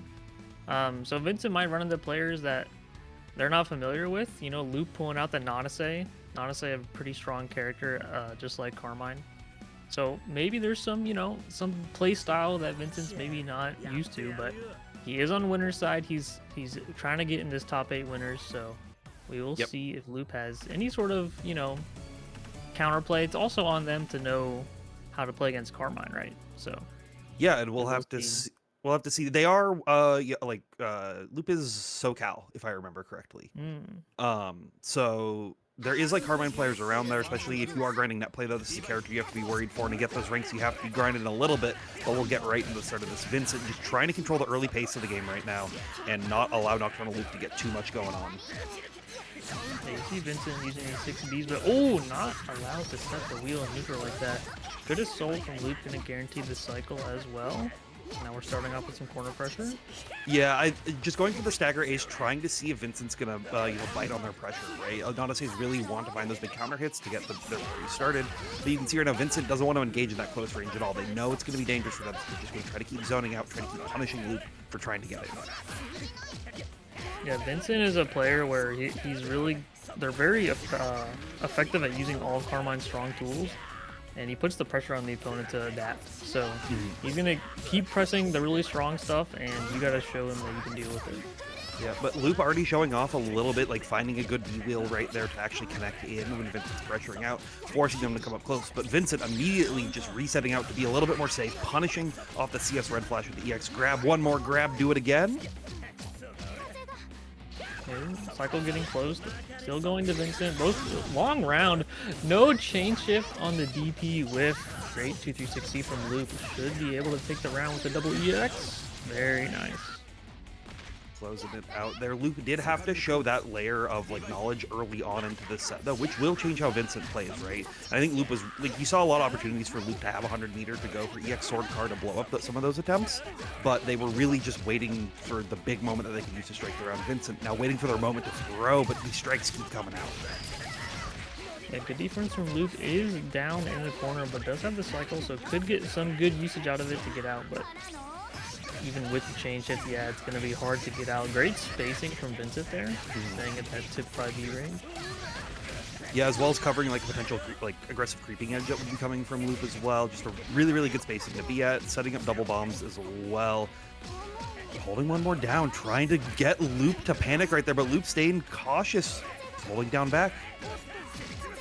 Yeah, I like how Loop is approaching this, where like it's really hard to get out against Carmine, but you get that one hit, you can quickly shift the momentum of the fight. Oh my gosh, back dashing through, and the empty low finally opens up Loop, looking so solid on the defense, but just not quite enough. Yeah, and I think like that last adjustment was to sort of counter the last round, right?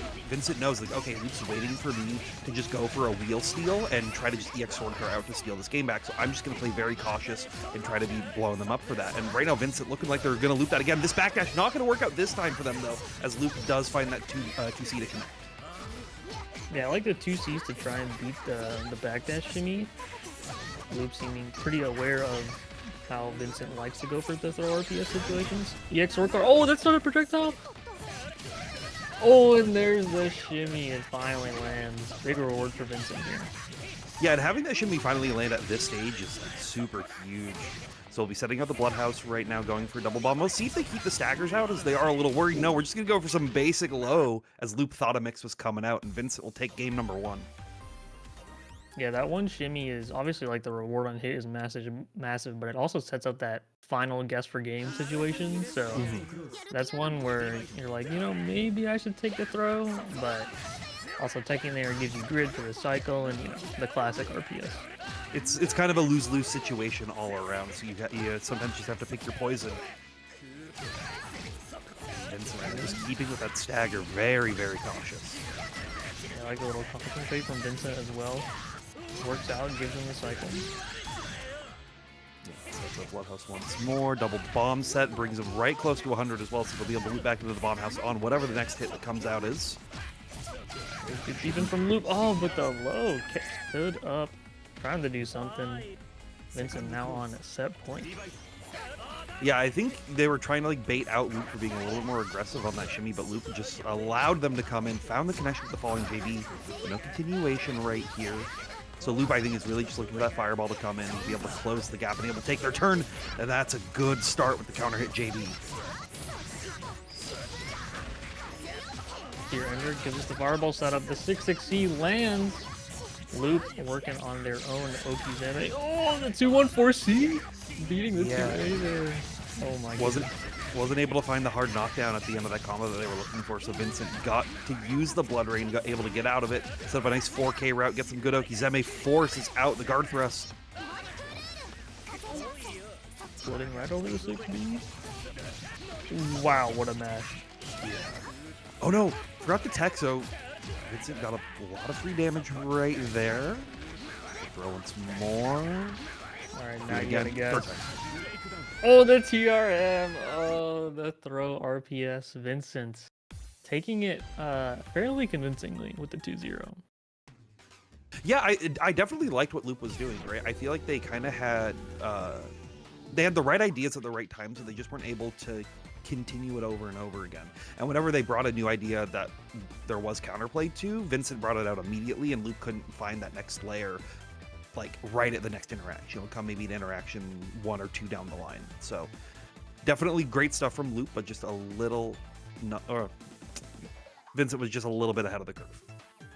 Yeah, I agree with you there. Like, again, like you were saying, the good adjustments at the beginning from Loop, like with the EX sword car landing was great, but then, once that's kind of been shown, then that option becomes a little bit less strong just because Vincent's going to play in a way that is already going to deal with that. And we saw him do the 2-1-4 mid-screen, and then Loop tried to sword car through it, and I got hit.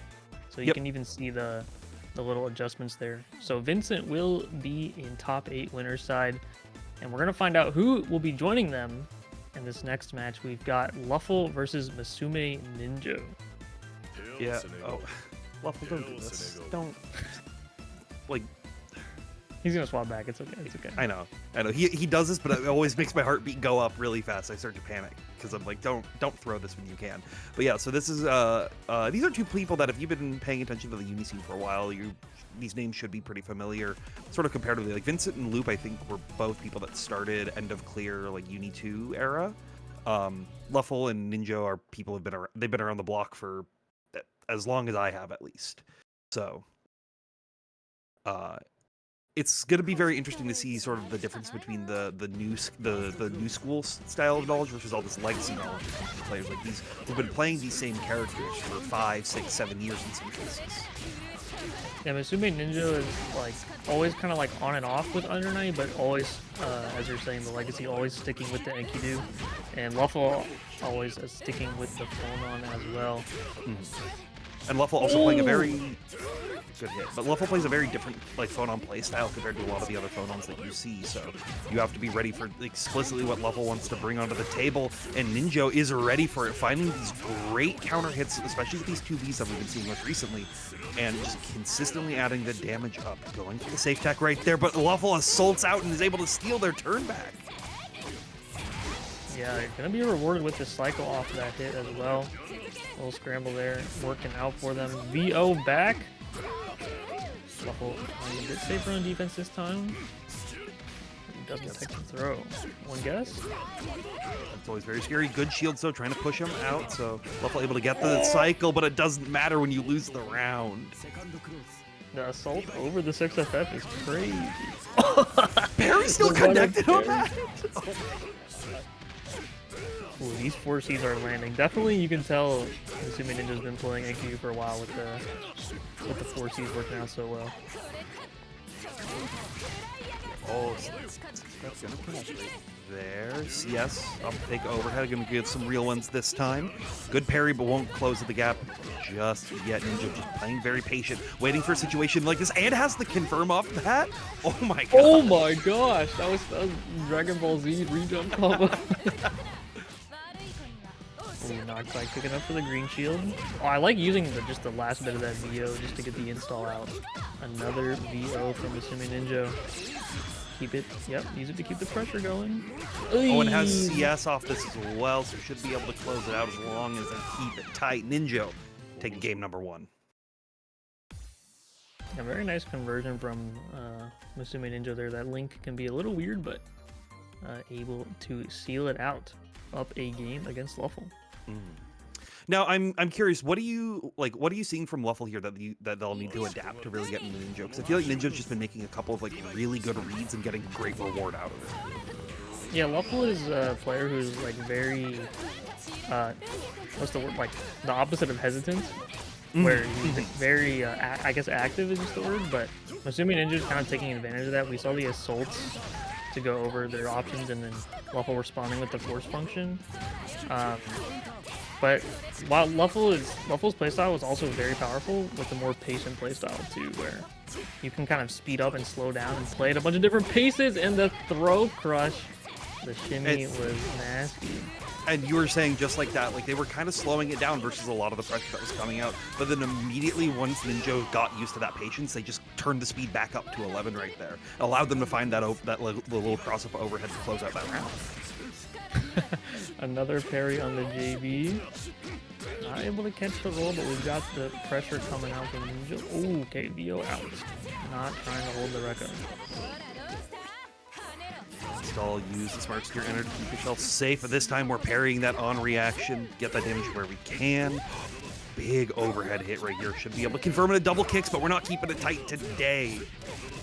Ooh, just barely gets to pick up off the 2C. Very nice. Oh, I love seeing the corner routing as well.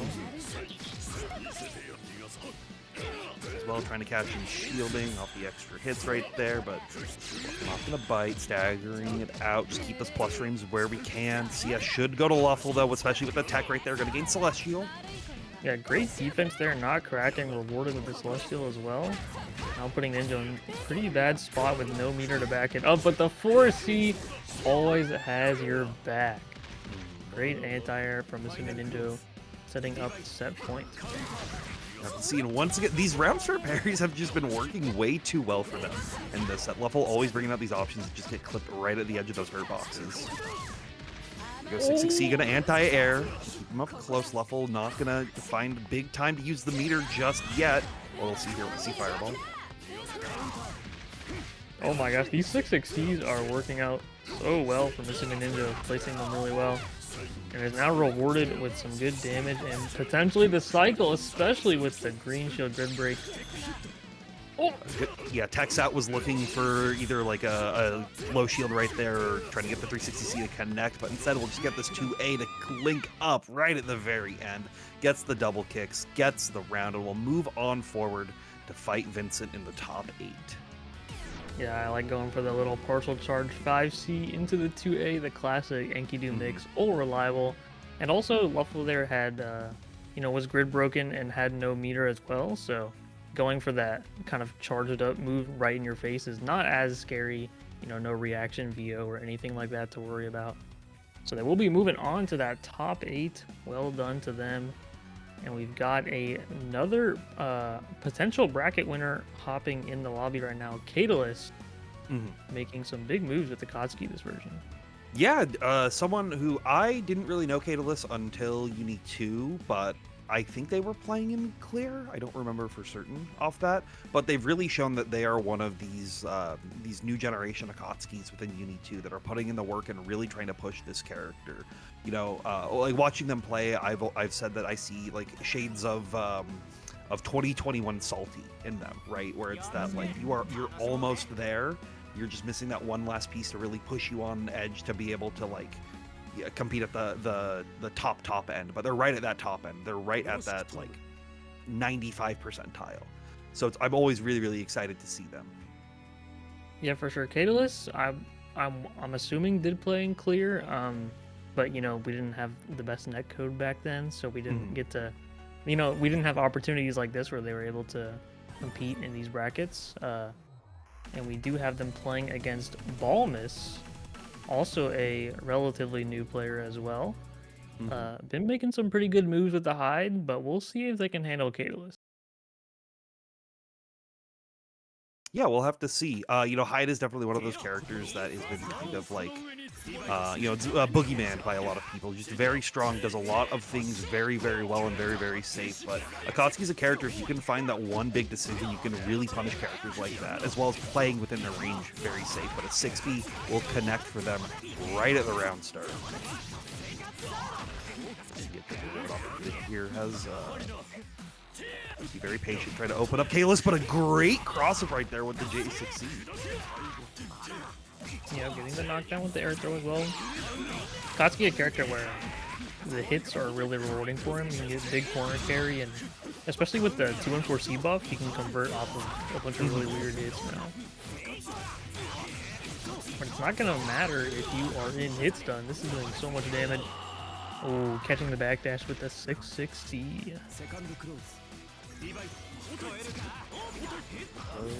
Just right now zoning out, knowing that they have time to do it while Kalis doesn't have the meter. And we'll find this big opening right here.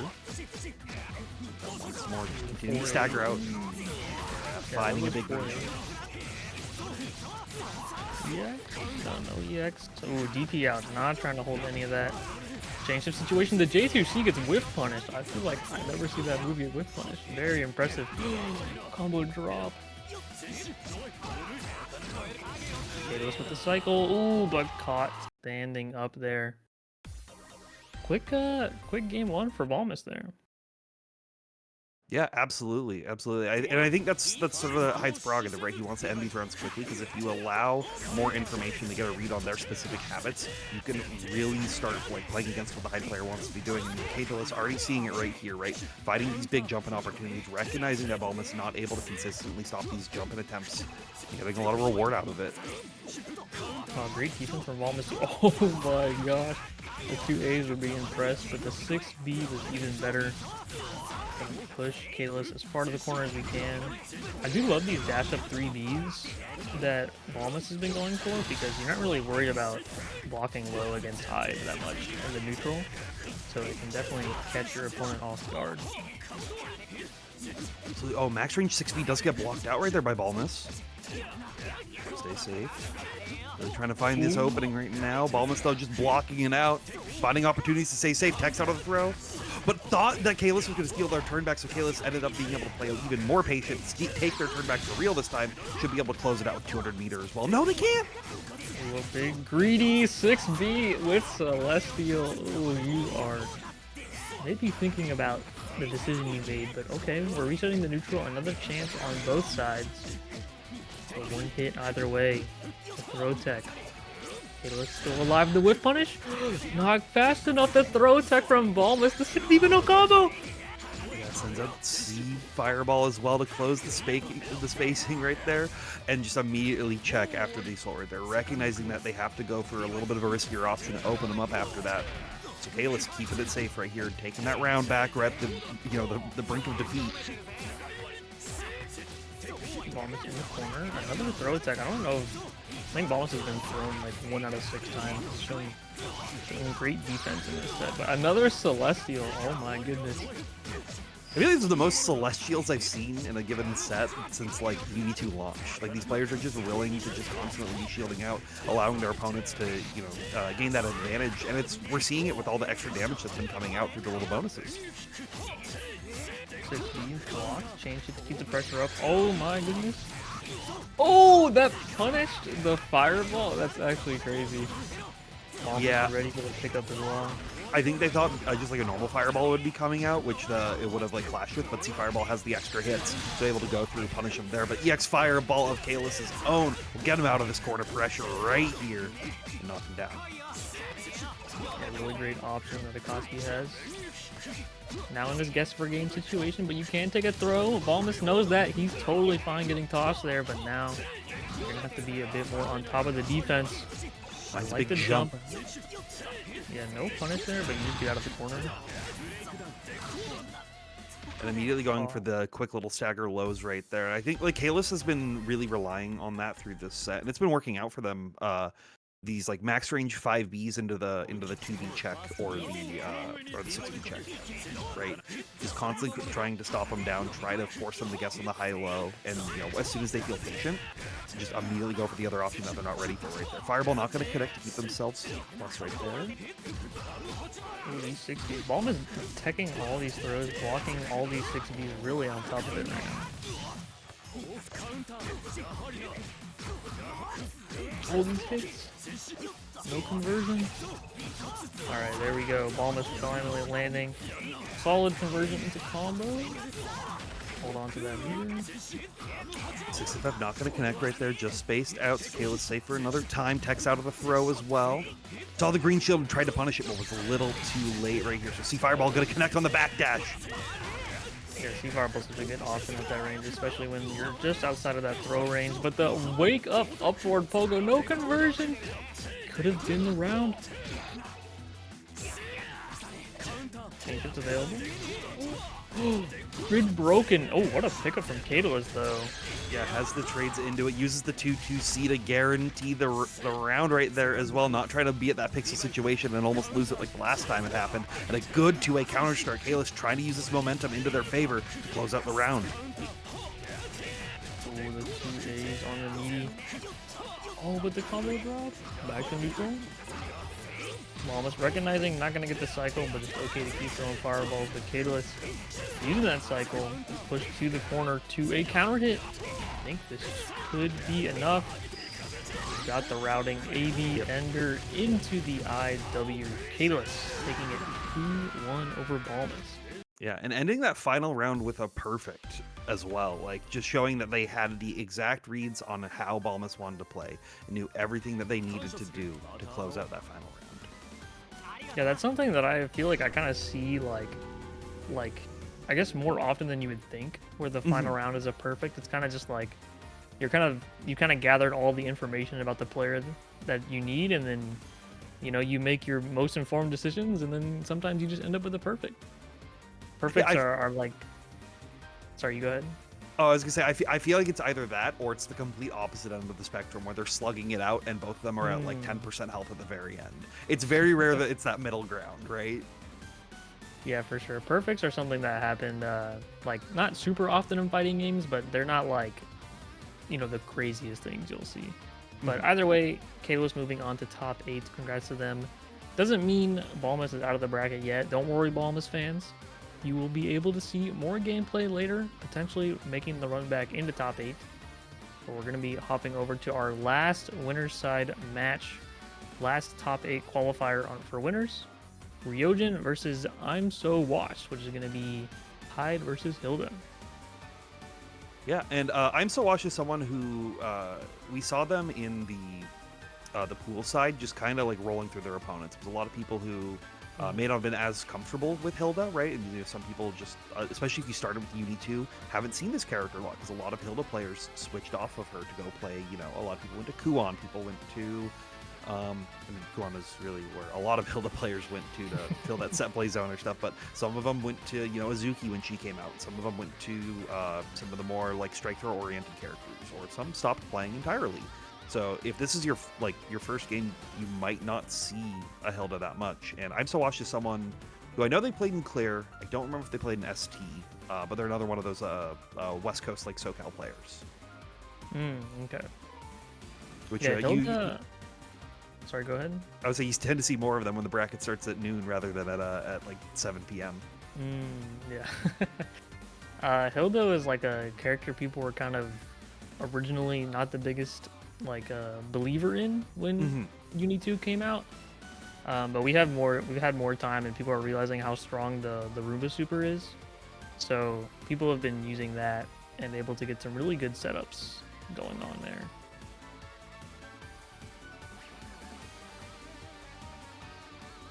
Yeah, I wouldn't say Hilda is like rare anymore. Maybe like just initially at launch, but Hilda has always been there's always been a couple of Hilda players in, I believe in, like I said, I didn't play ST, so I'm not sure, but Hilda's always been around. You can always expect to run into a Hilda every once in a while for sure. Yeah. Oh, I think the character. I do believe the character has gone down in popularity every version, but I think that's because there's been a new set play zoner that people are able to play as well. So it's not, the player base hasn't been condensed into only playing the one character. It's just been spread out between multiples. Okay. Hilda is still definitely around and will continue to be around. So you always have to be ready for her. And we'll see if Ryojin can make it through. And of course, Ryojin and Balmus both playing Hyde, so we'll be able to see more of that, and also mixing me up on the commentary booth with their names, swapping them out. Yeah, Ryojin is another one of those players like Vincent who's really good at doing the strong stuff that Hyde does, and you really have to show that you're able to kind of dance around it on your own. But right now, not able to handle the Hilda. We've got 2 mix-ups already hitting, another one coming up right now. But gotta keep blocking into the IC5C, a perfect right out of the gate. Yeah. Already showing a lot of layers, though, that we can see if Ryojin can adapt to, right? Showing that, hey, after that gold tech situation, if Bloom's there, you still have to hold this. If you have to hold everything that this Hilda is currently bringing to you when they're able to get this set play going. But right now, we'll just keep zoning him out, finding the connection with the 6-6B right there. To Bloom to be safe, charge to keep the cycle. Alright, Ryojin making his way in with the EX Fireball. Oh, punishing the Pogo with the FF. Okay. Kill at the last second. Oh, he'll pick up off the 6-6, but the resets. Wow. Basically a double perfect. Yeah, like it was only like one like small hit right there. You know, I'm so washed, not looking washed at all in that first set, showing like very assertive dominance, and it's kind of up to Ryojin to be like, hey, can you deal with this? Do you know how to get around all of this pressure? And you know, with what we see in the last game, I'm not sure if Ryojin will be able to fully bring it out. So we'll have to see what their adaptations are, how patient they can be trying to 6-6C, but you can't do that when the Hilda has priority like that. So finding a good route should be able to just guarantee themselves into a pin. Bloom just charge up a little bit more and try to keep that cycle, but Ryojin steals it at the last second. Yeah, I like the dash into the gloom projectiles just to shield and get some cycle there. Oh, the weight on the roll. Okay. Able to snipe out the defensive option from I'm So Washed. Now you're in the corner against Hyde. Yeah, and especially with a character who doesn't have the strongest defensive reversal options, right? So you kind of just have to hold a lot of this pressure, and a big force function counter hit is what every Hyde Keto player dreams about here, especially with 200 meter on deck. Yeah, I would love to just see the meter cash out there just to see how much damage that was going to do. But either way, saving the meter, taking the round. There we go, using C spike right there, keep themselves plus, try to set the momentum of this early game into their favor like they've been seeing in these previous rounds. Right now, Ryojin's like shifting their playstyle from what I've normally traditionally seen them playing, just being very patient, willing to block it out, and trying to find those opportunities to get the damage where they can. We got another knock. Oh, not ready for the throw though. 660. Ooh, I like the no cancel, mixing up the options, catching the backdash to teleport EX skewer. Could be enough. Might have to double EX. No, not at all. No. Yeah, it was. I thought the scaling at the very end would kind of just ruin it, but kept it safe right there. Teleport with the EX skewer in the air. Oh my goodness, I'm so washed, ready for this. Oh, and the grid break on the overhead. Not going to be able to shield that. Guaranteeing cycle for I'm so washed, and the 2FF. Oh my goodness. I think they'll quickly be guaranteeing the round and the match right here as we go for a quick CVO into the IW. Close it out. I'm so washed. Change that title. You clearly aren't washed because you took that one 2-0 to make it onto the top 8 winner side. Yeah, that was definitely a. You can see Ryojin not having the most Hilda experience. Kind of getting caught out by a lot of the tricks. I mean, like the high-low 50-50 is kind of like, good luck, right? But we see Ryojin getting hit, by the increase 5C, getting caught by the overhead. They got the pins coming out; those are hitting too. Hilda's kind of one of those characters where you kind of just need time to play against them, and you'll just kind of get familiar with the animations and when Hilda's like to go for a reset with the pin or things like that. But I'm so washed definitely has the game plan down, and Ryojin not able to really get started that much in that set. We did see the one situation in the corner. They did end up taking that round, but the Hyde general game plan where you're very active in neutral with lots of backdashes, fireballs. The Hilda buttons are big and they hit a lot of the screen, so you do have to kind of pick your right moments to challenge, and it seems like Ryojin just wasn't sure when it was their turn. Yeah, they definitely had the right idea though, right? Like you saw as the sets were going down, it went from a quick perfect to just constantly figuring like, okay, what's your habit here? How do I beat this with my options? But yeah, you're right. It was just not being able to have that knowledge right out the gate and not have it. People always say like if you think during a fighting game, you're at your weakest because you're not focusing on everything that's going on, and your opponent can gain a big advantage when you have to like stop and treat the situation with more brain power than just like your innate reactions. So I think that's a big call on I'm so washed of why they were able to really show that Hilda dominance right there, but we'll use that as propaganda instead to have the down players stop talking. Absolutely. But yeah, that is all of our winner side matches for the top 16 right there.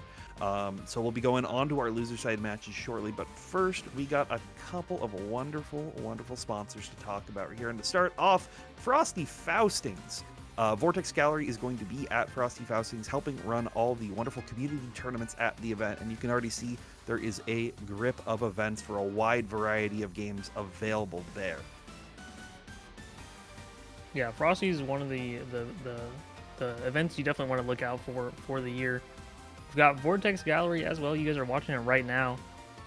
Shout out to Match Arena for supporting. Make sure you guys click the link in the chat right now. Shout out to Cookie pulling that up. We want to get all those codes claimed, even not just Under Night. We appreciate the support for Under Night, but say you're claiming some codes, can also watch some of our other tournaments and claim codes, not just for Uni, but support all of our gamers tonight. We're down to 16 codes left, so shout out to everyone who's already pulled up for that. Thank you.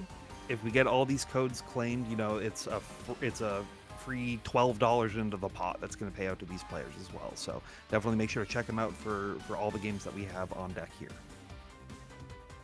As well as make sure to... No, you got it. I'll also make sure to check out the 956pro.com/shop for one of these wonderful shirts that you can get available only through here. It supports the event, supports the staff that make this happen, and the staff always supports Uni as well. So us Uni players, we really got to put in the work, get these guys to keep being able to do this every year. And with that, we are moving on to our losers round 2 for the top 16. Let's see who we've got hopping in here. I don't know which match we've got pulling up yet, but we've got some familiar faces we just saw on winner's side who have been sent down to losers, and then also some names you probably saw earlier in the pools section. We have Luffle in the lobby right now, which would mean Dak is pulling up, but I'm not too sure what the order of the matches is here. Yeah, I'm not sure either, but to just go over all the matches that we have on the loser side as sort of a preamble, we're going to have Loop versus Cyber. Cyber's a fun story that I just want to quickly mention on. They forgot this tournament was happening, got DQ'd, and then got DQ'd all the way to loser side top 16, and then message saying, yo, is it too late? Can I still play? And it's like, no, you didn't play it. None of your matches that you got DQ'd from on loser side affected a player moving forward. So sure, might as well have you on playing through. So made it into top 16 without even playing a single game. Gotta give some props to that. That's pretty impressive. Yeah. They'll be playing against Loop, who we did see. That was the Honestly who played against Vincent earlier. Mm-hmm. And then, as I was saying, we got Luffle and Dak. We have Balmus and Duckator, who I think Duckator is on the Kaguya. So that will be exciting to see. And then we'll be seeing Ryojin and Rakestraw, which is going to be a Hide Mirror. So we've got some exciting matches to look forward to. It looks like we've got Luffle and... Is this Dak in the lobby? I'm not sure. I don't... Dak plays Byakuya. Yeah.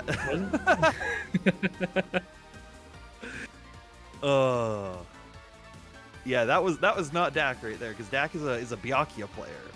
So I don't know who that was, but whoever you were, thanks for coming into the lobby. Cyber. Okay, so we're doing Luffle Dak before Loop Cyber. Okay, yeah. I think there's a local in New York today in the evening, so that's probably why.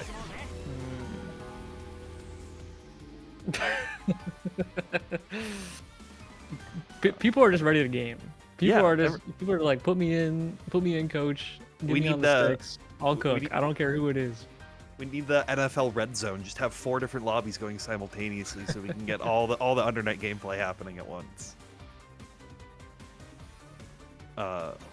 But yeah, sort of as we're waiting for the right players to connect in onto this. Climax is next weekend. So a lot of these players are going to be using this as sort of a last-minute tournament check of like, okay, do I know what I'm doing? Is my game plan solid to try to make it through that killer pools block that's about to come through? Yeah, Climax is. You look at the bracket and you're like, then you look at the seeding and you're like, well, how do you seed this bracket? Because the number of players and like the strength is like insane. It's like round two of pools. You're like, I might go to losers. I think it's over for me. It's like, it's crazy. That bracket is gonna be nuts, and some of these players here are here prepping for it, and they're getting their practice in. Yeah, I want to say most of the top 16, if I'm looking at it, I think is going to Climax. So everybody wants to get ready for it. We can see who can be the strongest of this weekend. Though as Luffle tries to go for a run-up dash round start, but throws are plus on whiff, so being able to find a little early hit right there. But Dak not going to let that get to them and get a good early hit right there. Not building enough though for the spider jail, so instead just set him up. Ooh, big rip break. Oh yeah, I think trying to stand shield that web, just sneak that cycle, but Dak on top of it. 3-2 to change it, keeping the pressure up. There, catches him with the low teleport right there. Dak attack looking strong so far in that first round. Oh my gosh, the 3D round start, it works out. Maybe he was looking for the pillar round start, but Luffle gonna find a hit on the next scramble. Yeah, a lot of phone ones do like to go for pillar and then keep themselves safe with install cancel when they have that 100 meter. So I definitely like the decision from Dak right there. Right now, Luffle trying to keep the pressure going, but a good old 5A. Worked in 2017, it'll work in 2024 right here. Dak keeping the pressure up, sets him up into the spider jail as well. 1, 2, misses the third. Oh, the mix? No, that was on purpose. Oh, good VO on the IC3C with the 6FF with the VO behind it. This is going to do a lot of damage. It would if you could finish your plate right there, though. Luffle not able to find the connection to go into the IW, so we instead catch him with the quick little EX fireball. Oh little air-to-air action. Okay, no conversion on the 2B, but resetting back to neutral. Dak gonna try and play for the cycle here. Oh, but gets caught with the shimmy on the Phonon 66B. Oh, but techs out, finds a big counter hit, using some good Abare with the 5A right there. Now just constantly mixing Luffle up on these options, even when there's no web set. Yeah, these flips are hitting for sure. Even if you shield that one, still plus with the web. Oh, just too slow on the jump, but I like the idea. A good shield as well right at the very end. Luffle prepared for the Byakuya and showing that Dak is not prepared to deal with that 6-6 right there. Luffle has the resources. Yeah, gonna go to the CVO. Able to take that game number 1.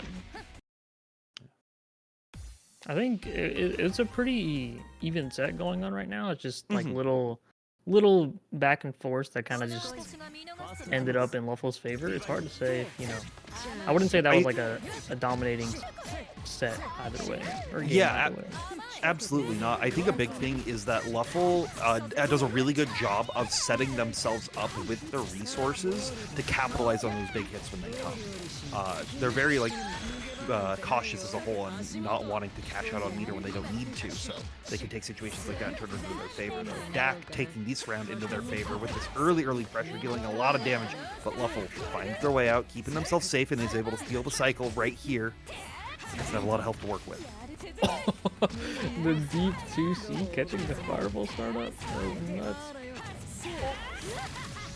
Oh my gosh. Oh, it was a little too late on the 5B right there to get the extended pickup, so Luffle back down to the ground, find a hit of their own. And see right there, not cashing out with the meter because they don't need to. They want to save it and try to close out the round if they can. 2C though, gonna connect for Dak, and the web in the sky will allow him to take that round. Just barely faster than that fireball right there. I thought it was gonna clash, but just a bit quicker. Oh, the 5B anti-air, but no combo. Unfortunate for Dak, but fortunate for Luffle with that VO. FF after the fireball to keep Dak locked down. Gonna be a lot of damage for Luffle. Does choose to spend it this time. Yeah, he wants to get that almost 5k when they can, because they have the CS right here to keep themselves safe with the 6FF, being able to anti-air out, reset up for the mid screen, and with a little frame trap right there, should be able to deal enough to close out the round. Luffle sitting match point. Yeah, nice pickup off the Rucka there with the pillar and the T2. Oh my gosh, that was so scary. I thought he was gonna get sniped. That was real close, but able to thread that needle right there. Now there we see the fireball clashing with the web, like you were looking out for before, and Luffle, they take that to their own advantage, constantly checking them in the air as Dak wants to keep going for these air assaults, wants to keep trying to close the distance in the skies, but Luffle been doing a great job of it, just air to air. Well, the 2-2C finally lands, but too far away for the pickup. The 3C steer, able to steer the cycle. Oh, the button into the pillar. That's a cool combo. Shooting to spend it does set up a last guess throw situation. And there it is. It's Luffle taking it 2-0 over Dak. Gonna be qualifying for that top 8, but on the loser side, so we'll still have to make it a little bit further down the bracket if they want to try to claim the W. But Dak putting on a great showing right there, ending at 9th place.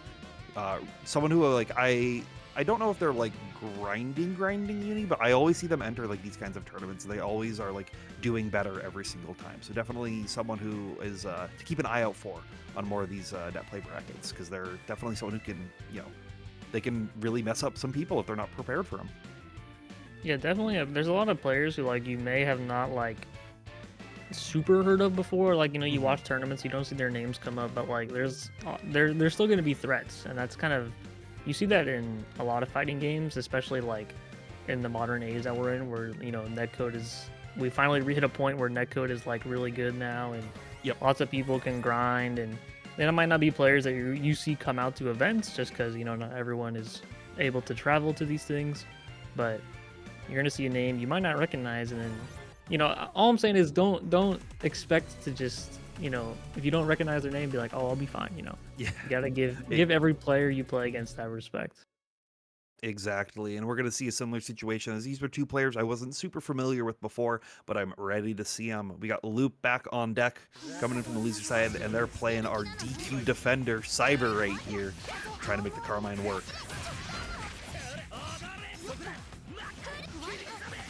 All right, we've got some aerial gameplay right off the bat. Both players up, back, and throwing their projectile of choice. Yeah, we've seen similar things in this matchup before, right? Like the Nodase player just wants to play very, very cautious. Loop actually having to go through the Carmine bracket just to qualify for this top 8, I'm realizing.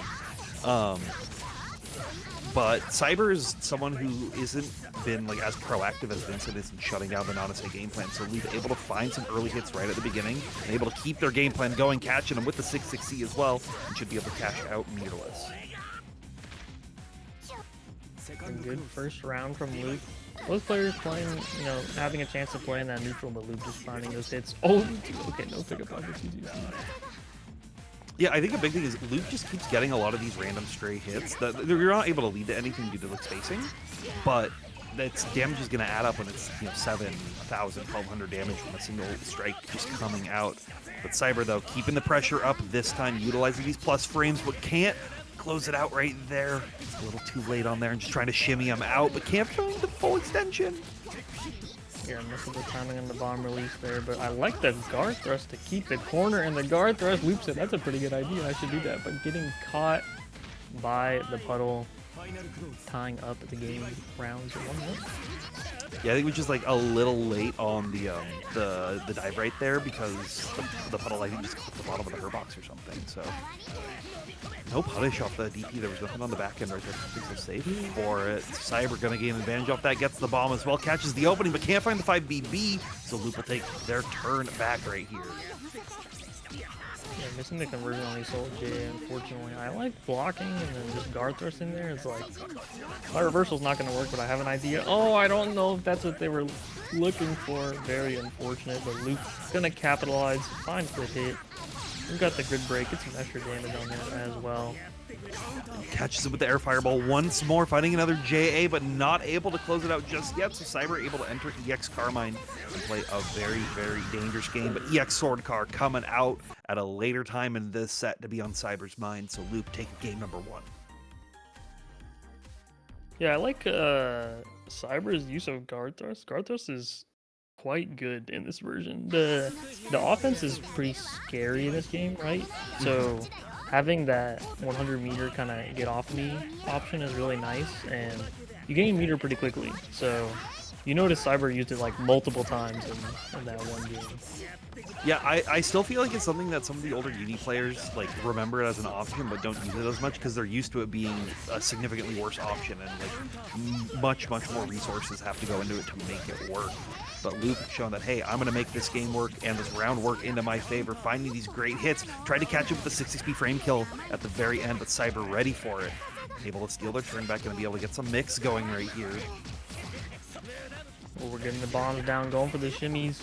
The throws are hitting. Oh, nice pickup off the 2-2 hits. But not able to finish their plate, so we'll go for a good old-fashioned American reset, stealing these bombs where we can. But a good 2A, a Bari from Loop right there, has the meter as well to be able to close it out no matter what the hit was. Loop's at match point. 2 unfortunate round start. Pretty good to throw out there. Might as well get some plus frame and get in. Now you're holding the Carmine pressure, but the misface 2-2. Loop ready for the punish. Fully ready, big 2C pickup right here. But once again, these players not able to fully finish their combos, and that's going to be adding up into their opponent's favor every so often. TC not fully punished as well. Sword card not going to work with the DP. Cyber playing pretty safe, but the 2B match from Luke, good timing there.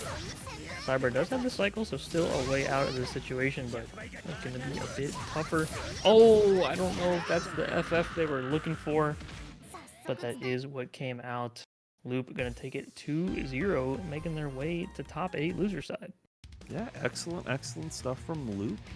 But, you know, good showing from Cyber. You know, get making it all the way, only having to play 2 games and just barely closing it out at 9th place right there. So, excellent stuff. Hopefully, be able to see Matt more. I know they're southeast in Florida, I believe. So, make sure to.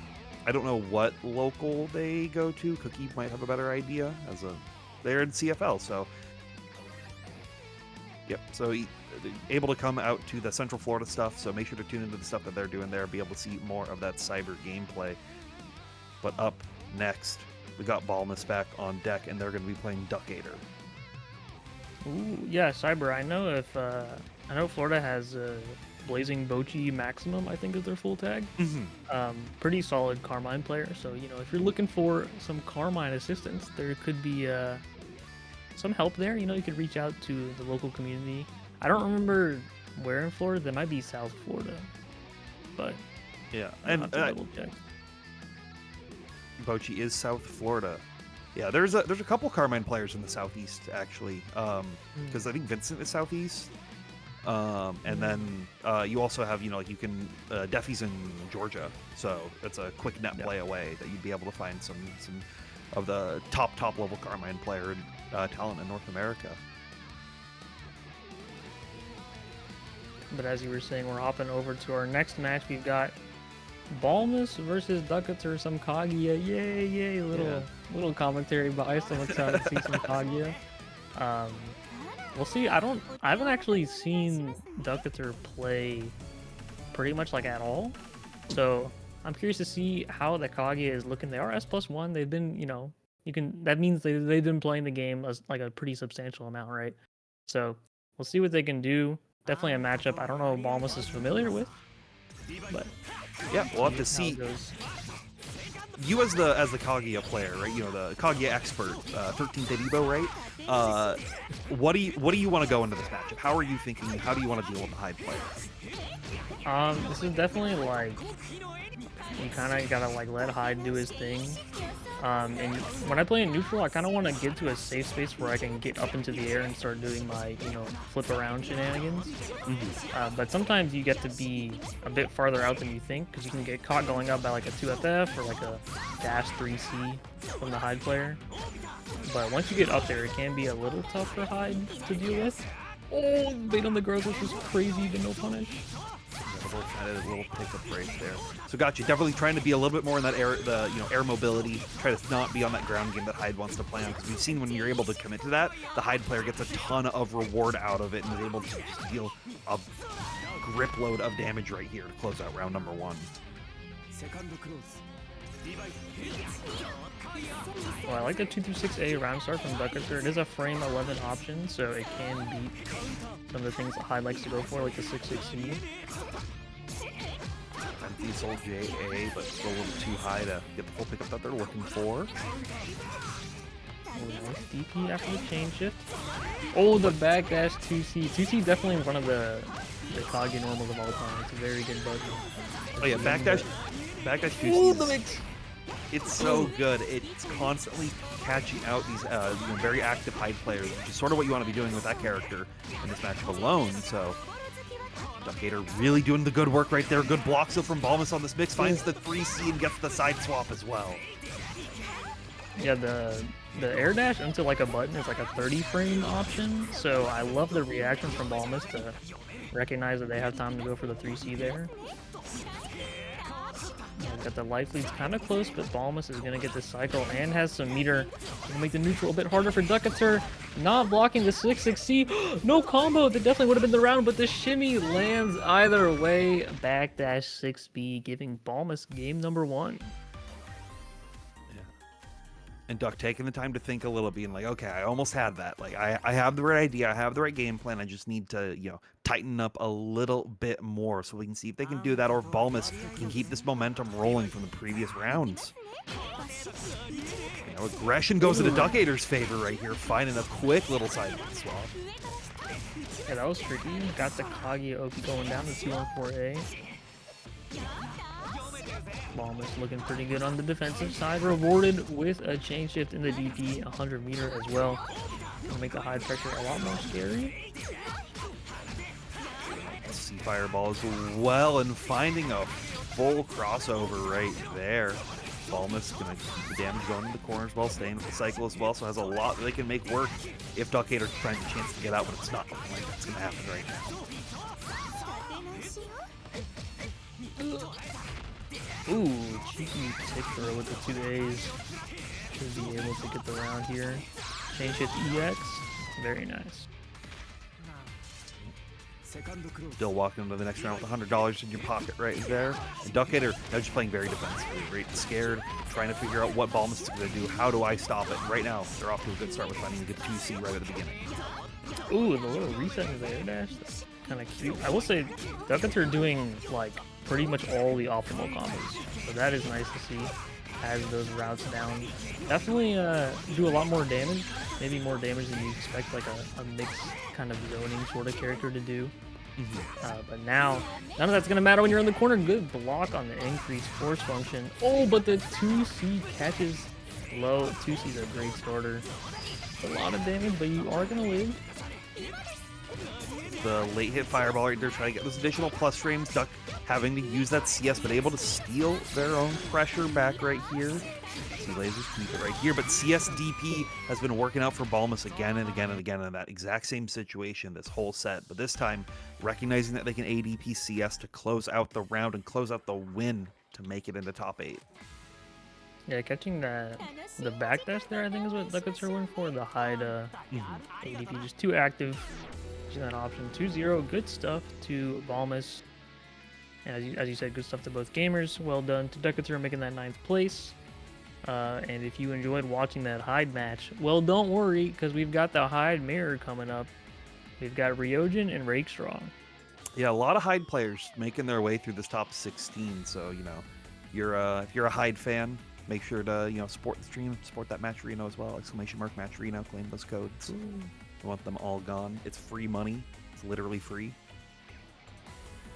Yeah, I gotta give a shout out to Rakestraw because they've spent a lot of time on the Mizumi Wiki, which for people who don't know is like the main resource for this game. If you heard of Dust Loop, it's the same thing, but for the smaller kind of anime style games that aren't made by Arc System Works. Yep. But Rakestraw has done a ton of effort updating that wiki, and if you're trying to get into Under Night, you want to play hide, the wiki is perfect for you. All the resources are there. I also have to give big shout outs to Rakestraw. They're my local.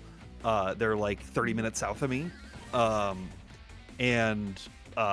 They were predominantly only a net player for most of this game's life, and even still are. Like I don't believe they like have a car that's able to make it out to locals, so it's very few and far between when they can come out. But they've been able to get like this strong and be able to have enough knowledge in that research to be able to make the Mizumi as good as it is, right?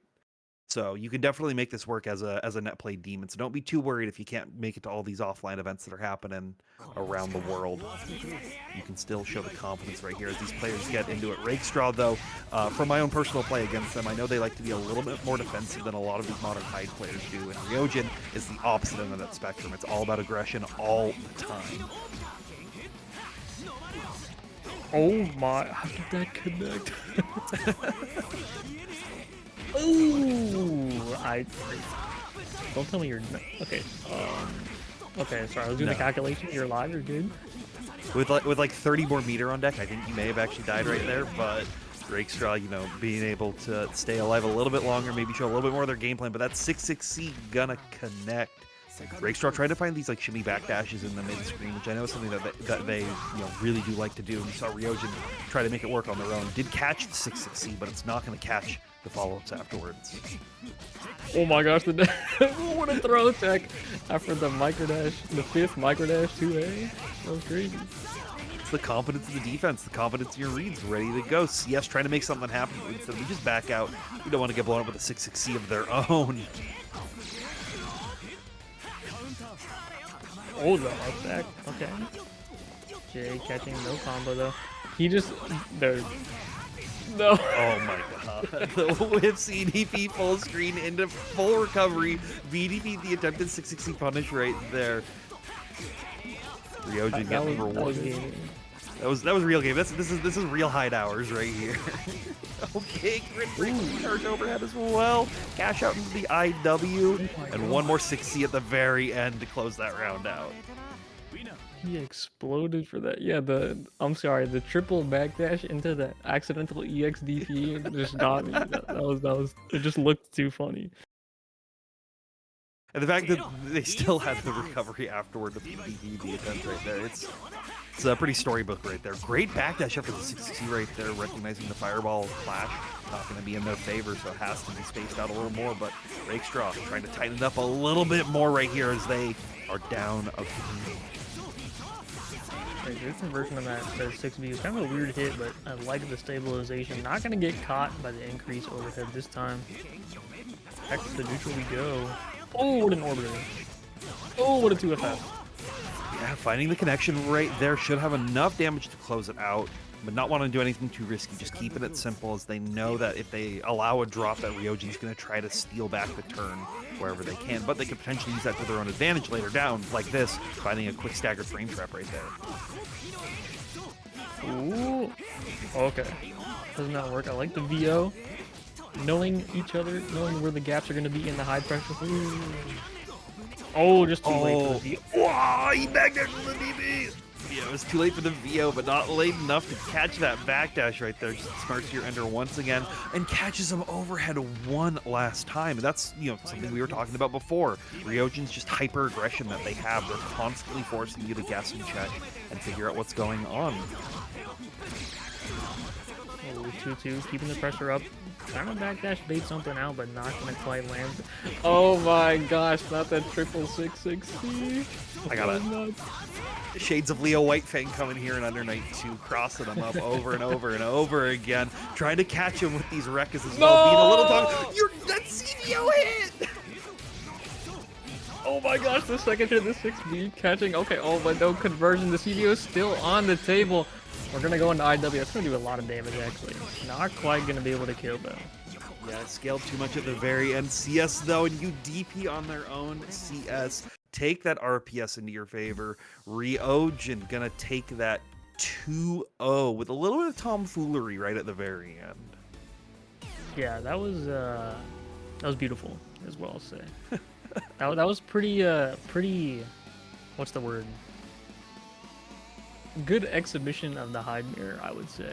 Showing off that, the strengths of the character, maybe some lack of weaknesses on the character. I hope Kamone and the French bread balance team is watching that set. Kamone's gonna be like, I think that needs more hits on because he didn't get a pick up there. And while we're at it, let's nerf phone on. But yeah, that was the last match of our top 16 right there. So we've got our top 8 solidified so far. Our first match up on deck is going to be Vincent versus Masamune Ninjo. And then we're going to have Katolis versus I'm So Washed. You can see the graphic now up here. With the graphic looking good. We've got the loser side also set. Loop versus Luffle. Luffle trying to make it to that their local, but they just can't stop winning. They're too good. And then we've got Balmus versus Ryojin. So if you enjoyed the hide mirror, be sure to stick around. We've got more of it coming up. Also gotta give a big shout out to our sponsors for the event. Keep your eyes on Frosty Faustings. Frosty Faustings, one of the goats of running anime game style events. But even they cannot afford to run all the games under the sun. So that's when Vortex Gallery is pulling up for you, running all these amazing games. We've got things from Them's Fighting Herds to Capcom vs. SNK, BB Tag, Fighting Climax Ignition. Lots of games to look out for. Definitely keep your eyes out for Vortex Gallery at Frosty Fausting. Also, Frosties is an Arc World Tour qualifier for Under Night. It is the 1-year anniversary of Uni Tournament, so it's going to be a big one for that. A lot of people coming through, but you can come through to this event and show your support by checking out the Matcherinos for all of these events that are happening.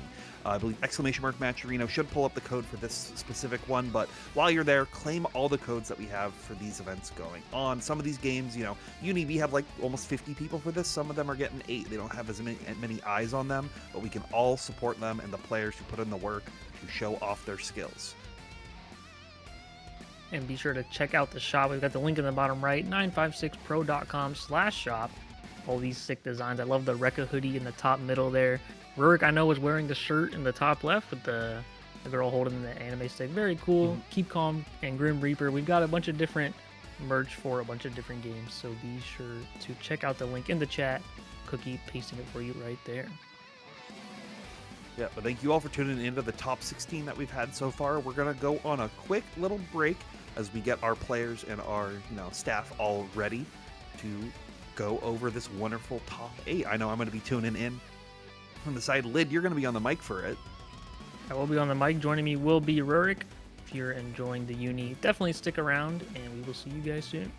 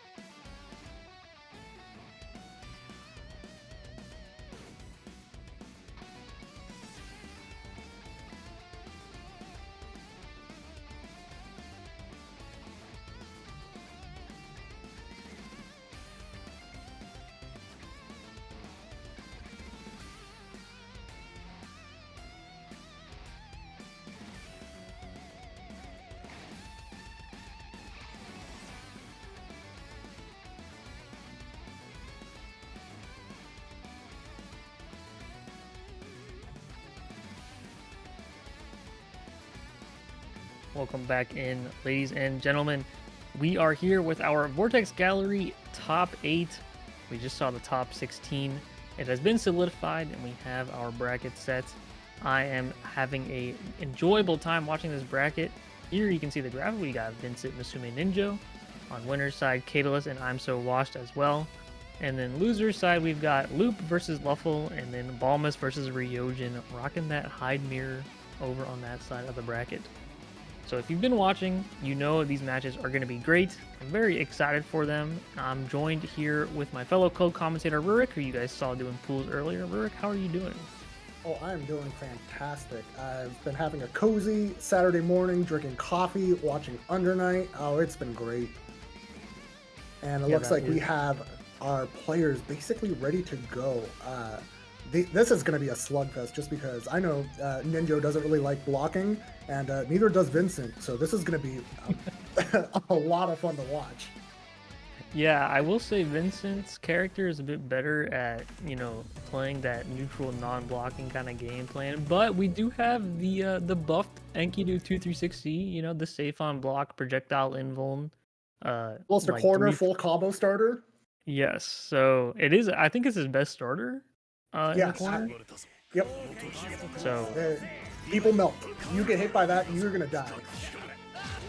Yeah, I think we'll be seeing a bit of a slobber knocker, a bit of a barn burner, but the dash 2C catching out that parry recovery, able to get Vincent that first hit. No meter, but got a bomb and stole the cycle. Wreck a frame trap. Vincent a bit too scared to mash on it, but finds another 2C connect. Setting up the corner OP here. Oh, going for the okay. The double side swap.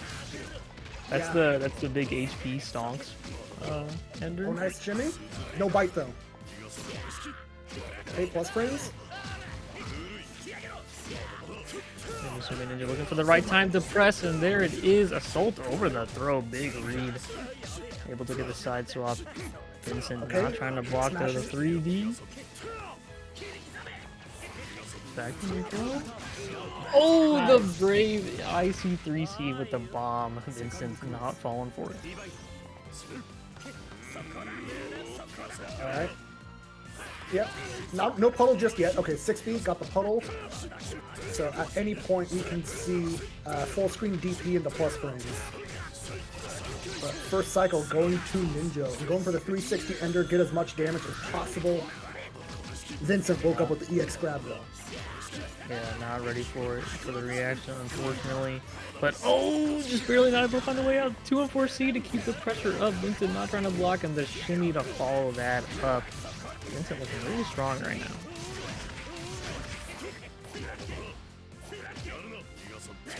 The 2-1-4s in neutral? Yeah. I mean, what are you going to do? What are you going to do? Yeah, That's what you're going to do. I did learn watching, I think it was Vincent versus Loop earlier, that those are strikes. They're not projectiles. So if you want a wall to kind of stop the Enkidu 2360, that is an option.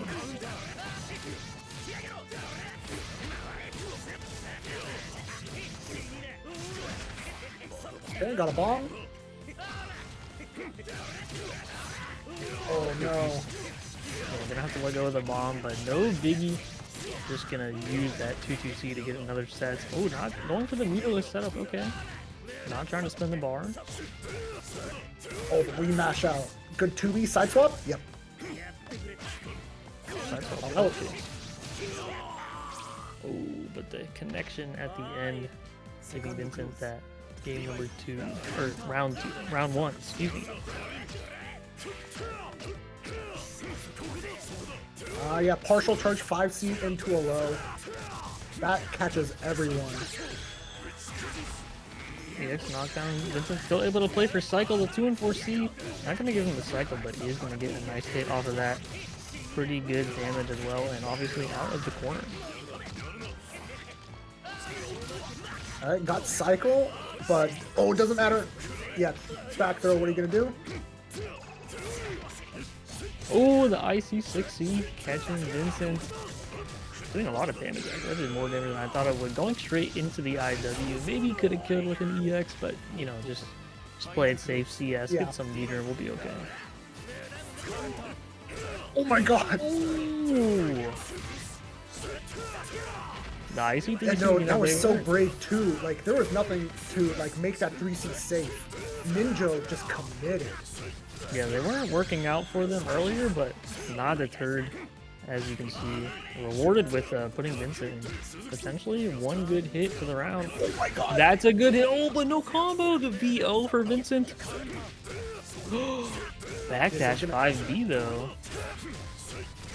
Ninja ready for the pickup, able to get the kill. I did not want to say anything. Yeah, I was not trying to curse anyone, but oh, that was such a good play. That was a really well spaced 5B to close out the round from Masamu Ninja, tying it up. The 1-1, but we are back. The Carmine neutral, Vincent's so good at controlling it, but gotta say, Masumi Ninja's been making some crazy reads to be able to get past the onslaught of projectiles. Oh, nice. The up back JC, full combo. No meter spend. Oh, what a great sniping break. that low shield. Yeah, getting a little greedy with the cycle there.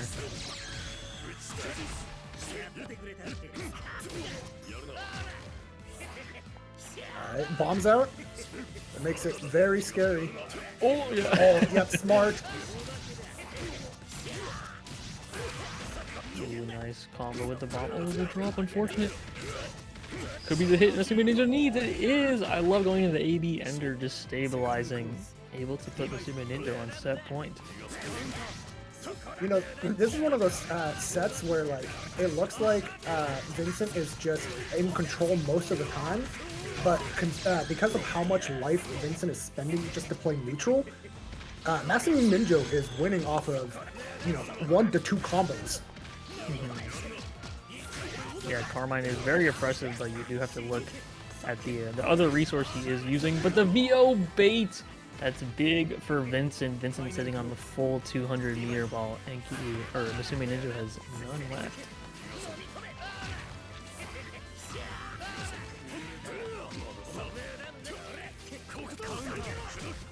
Oh, the snipe Oh, with picked up. 60. Oh, and stole the cycle. The roll, the read on the roll as well. Oh my gosh, the Masumi Ninja pressure looking so good right now. Potentially some sort of defensive option from Vincent. Could see a guard thrust, but you can't guard thrust the overhead. But no block or no conversion. Could be succeed. No, it's not quick enough. It was already active. It's not frame 1 invuln. Oh, would try to go for it again, I think. Masumi Ninja now down the no bar. EX Carmine enabled. Oh, this is so scary. Oh, the shimmy finally lands. Oh, he got the cycle too.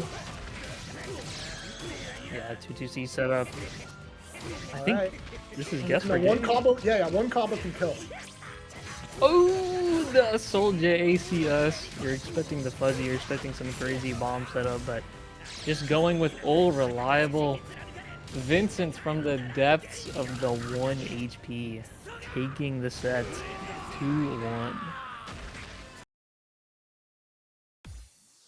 That really could have gone either way. Like, being at no health, like, any stray jab, any stray poke, and you die. It doesn't even have to lead to a combo. Yeah, you saw Masumi Ninja trying to do the 2-3-6 in neutral, because as you were saying, you only get the combo in the corner, but when you have 1 health, it doesn't really matter if you get the pickup or not afterwards, right? Nope.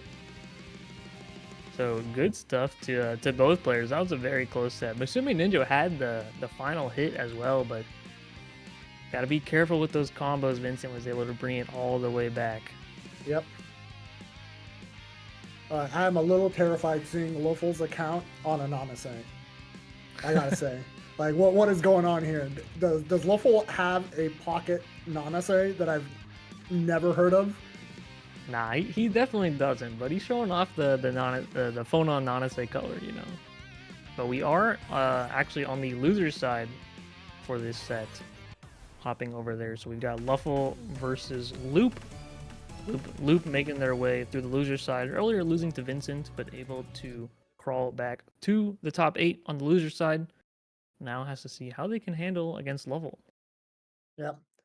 Really big thing that is scarier for phone on is just EX Sword Car from Nanase is projectile invuln, so tossing fireballs can get a little risky. And if you ever block an EX Tornado in neutral, you do get air unblockable. The Lovell getting off to a good start, finding that first hit. Oh, not ready for the increased overhead.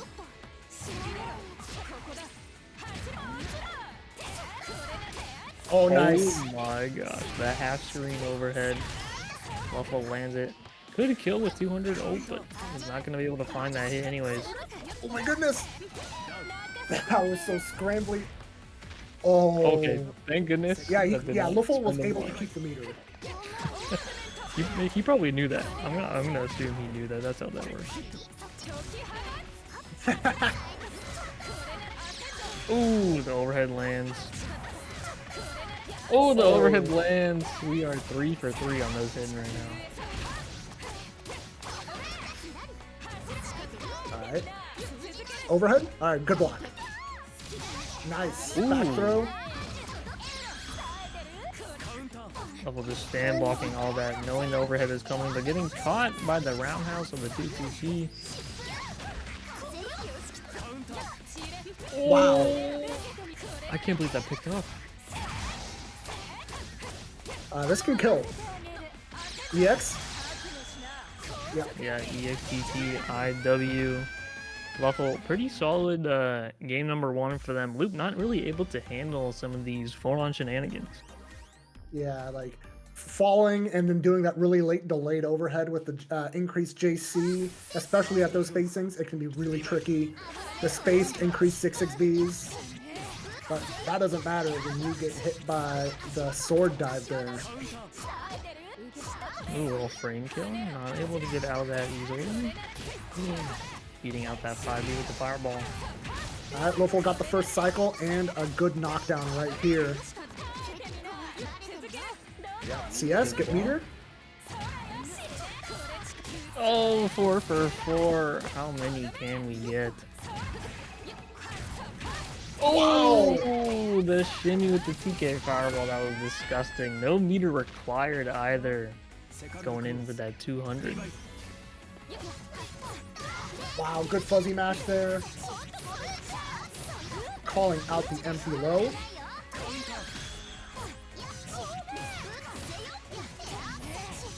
Alright. Okay, conversion. We could potentially be able to get this cycle as well. Very nice. Oh, okay. I like the use of just get in with the tornado dive, but throw his tech. Lovell's defense looking pretty good. Oh no! I Wrong was already EX. out there.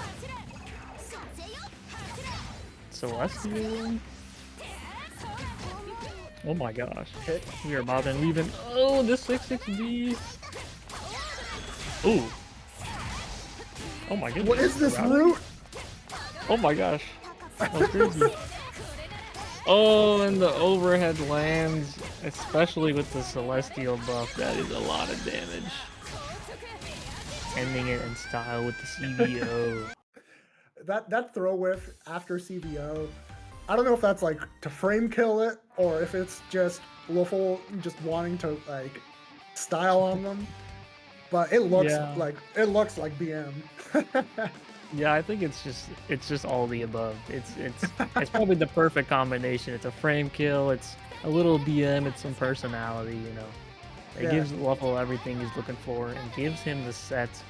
Moving on to the loser corner finals, 2-0 over Loop. But good stuff to Loop, was playing pretty well, but just unfortunately not able to handle the phone on. Alright, so Looks like is we're this hitting... I think it's it. I think it's time. I think it's time. It is time for the Hide Mirror. We've got Balmus versus Ryojin. Two of them are, I believe, good friends and are now, you know, the Hide players stick together, but now only one of them has been able to come out on top. They're running the mirrored names tonight. We've got Small Bust and Ize as well. Yeah, that's pretty good. And you know, they're both Hide players. They both know exactly what the character does. this is just gonna be who can read the other better. Oh yeah, lock in the color. I agree. Yeah, this is also, they probably are both pretty familiar with how each other like to play. So I know Issei likes to do like a lot of up forward jumps, and I think Balmus is probably knows about that and might be trying to snipe that out. You know, maybe some 2FFs to keep the jumping on the ground, and maybe some 3Cs. But we got to get through the neutral first, the Assault J6C to get us started. Yep. Fun fact about the Hyde mirror specifically.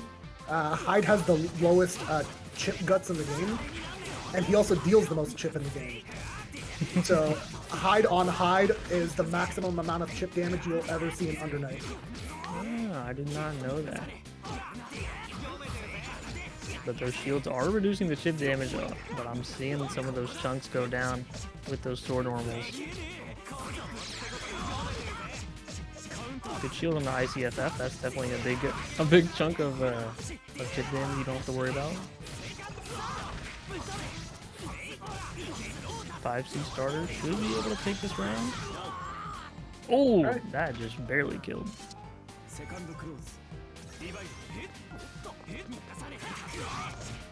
Oh, nice.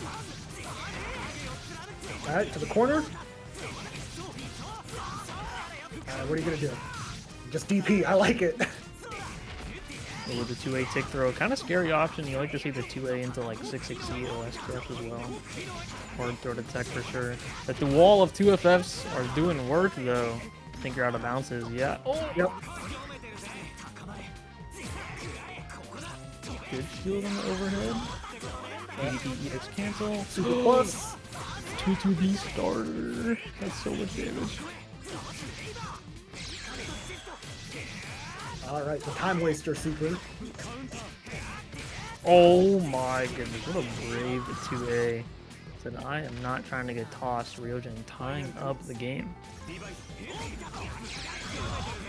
Okay, lots of plus frames. One throw.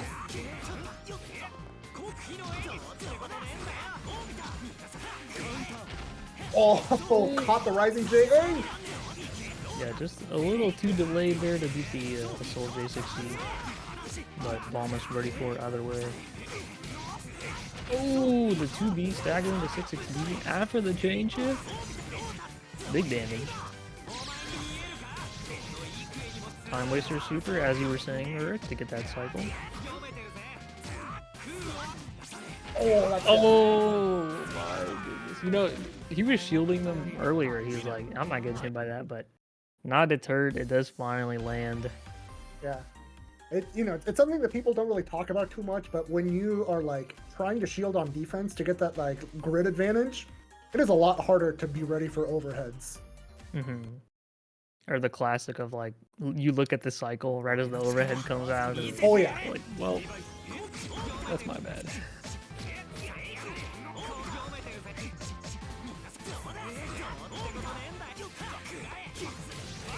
J6C Oh my whiff into goodness. 6B.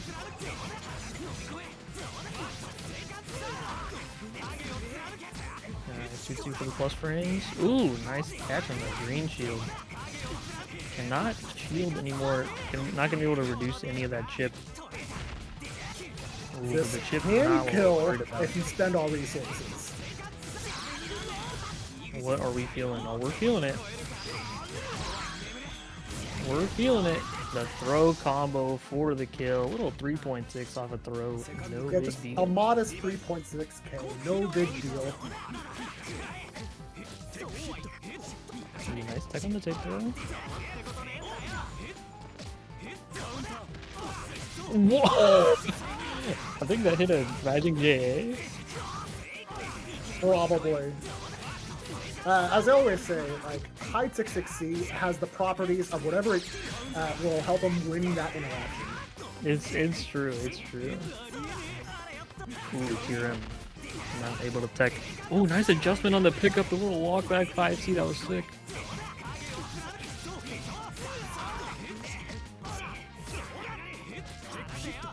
Nice. Oh, good IW. Taking them down with that. Final round though, and Issei has the meter lead, not so much anymore. Yeah, get a Soul J6C over that EX. Getting a lot of mileage out of the Soul J6C. Alright. The meaty 2A did catch the wake up 6B, probably trying to call out a backdash. Oh, the 660. Are you able to get the pickup? You are. 660 scaling. It's not going to matter though. Ending it with the perfect, tying up the set 1-1.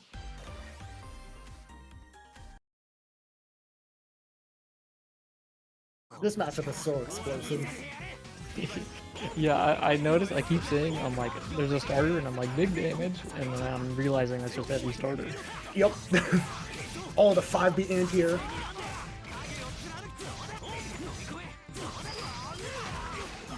Nice, got the knockdown. Ooh. I blocked 660, it's my turn to 660. Oh, 660 in the throw combo, okay. A little late on the shield, but still gets the cycle of the frame trap with the detonate.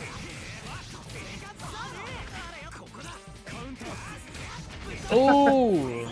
Wait, 660 lost. What the hell? I mean, you know, it doesn't get a foot involved until like a little bit later in the startup, so same frame, 2A, you know, it's gonna lose. But that doesn't matter right now. Frame trap 5A here, leading to the corner. And a little delay in the button there, catching Ryojin trying to do something. Cycle's getting close. I love the green shield bait, but it's not enough, especially with the VO to get out. IW, yeah. No, we got it! Backdash. Oh Full my combo. god.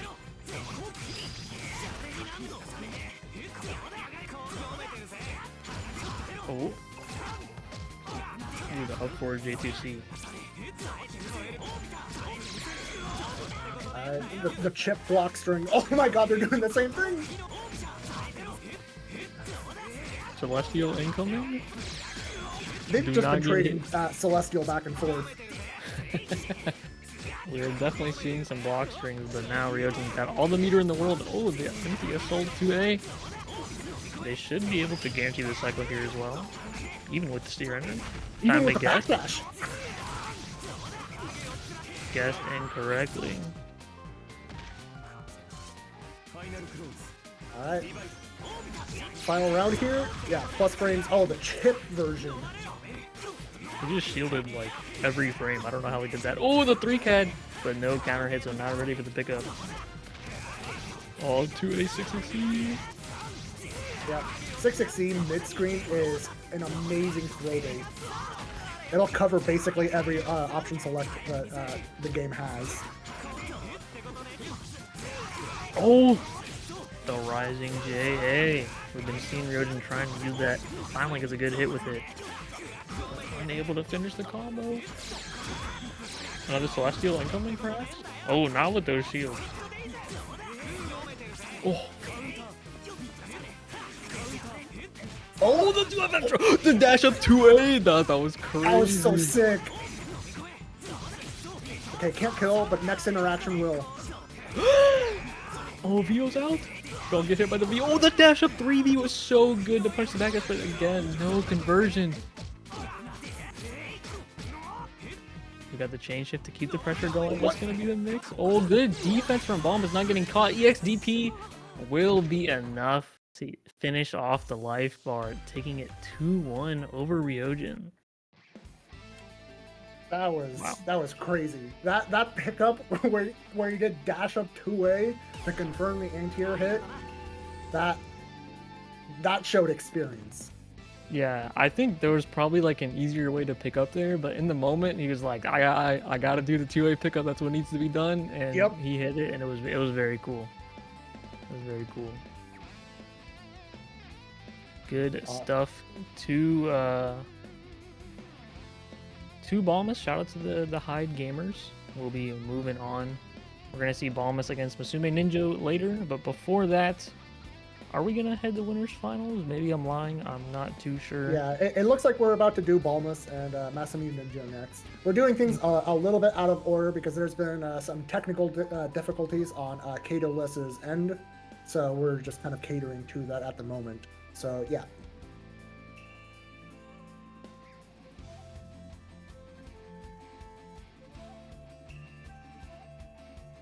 Okay, it looks like Catalyst has been DQ'd. Just unfortunate circumstances. Sometimes there are technical issues.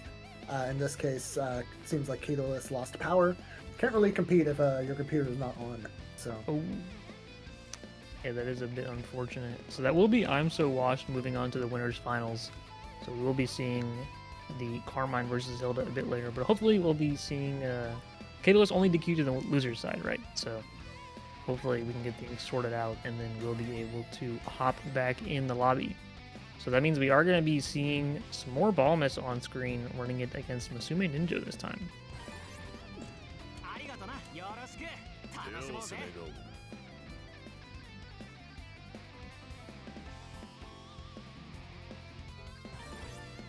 All right, looks like we are just about ready to get started. Yeah, Walmus just finishing a set, but thrown back into the ring, just because of how the situation for the rest of the bracket is going. But I'm sure they are not dissuaded at all. I'm sure they're ready to hop right back in. Musume Ninja with a really good showing against Vincent earlier. We'll see if they can handle the Balmus Hide. Oh, nice. Yeah, round start Rekka 1, very, very good option. Pretty safe too. But Balmus here getting the first interaction. Into the corner, DP? No. The whip 660. Oh, these increased 6Ds from Musume Ninja have been hitting so often. Okay, and gonna get the cycle. Gotta be careful when Enkidu's got the Vorpal, you can chain shift at any time. Oh, yep. Oh, that was ADP. I also thought that was VDP, but Balmus rewarded for doing the A instead of the D. Get that cycle. And all this corner carry. Oh, and the increased force function. Balmus feels like, this increased overhead you're doing to me, I got one of those too.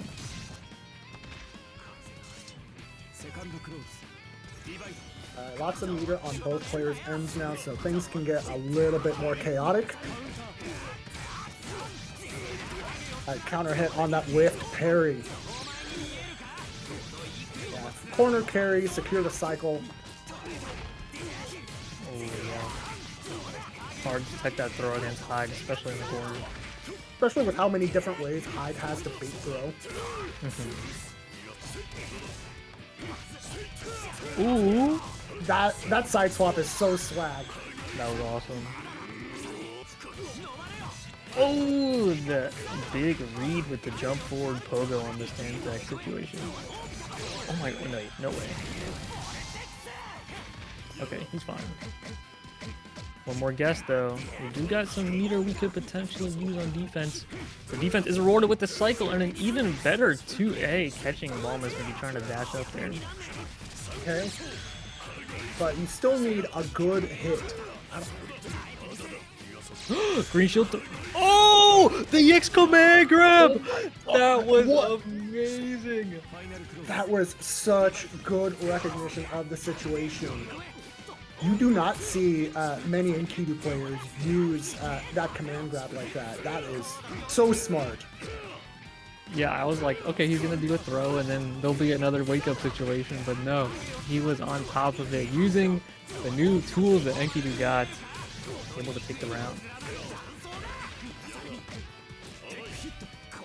Ooh, nice throw tech from the ticker as well. Oh, 2FF!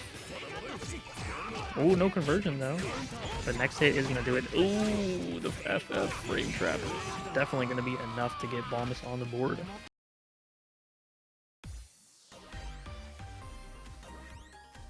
That EX command grab was so sick. I'm still thinking about that. Yeah, that was so smart.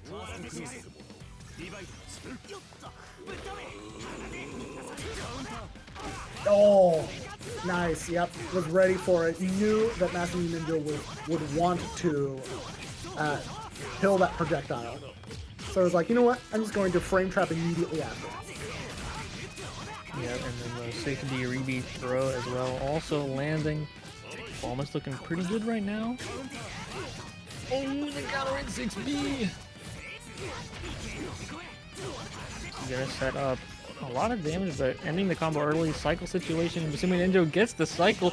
Okay, oh. You know, the throw combo was gonna kill regardless. Yeah.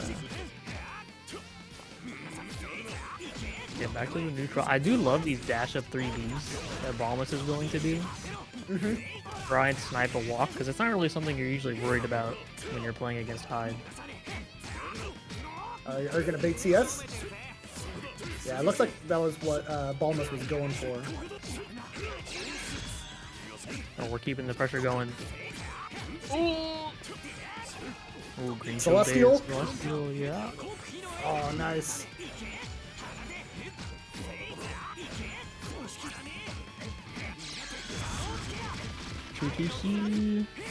Oh, the chip root.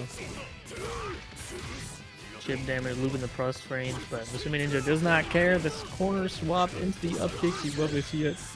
EX command grab ender.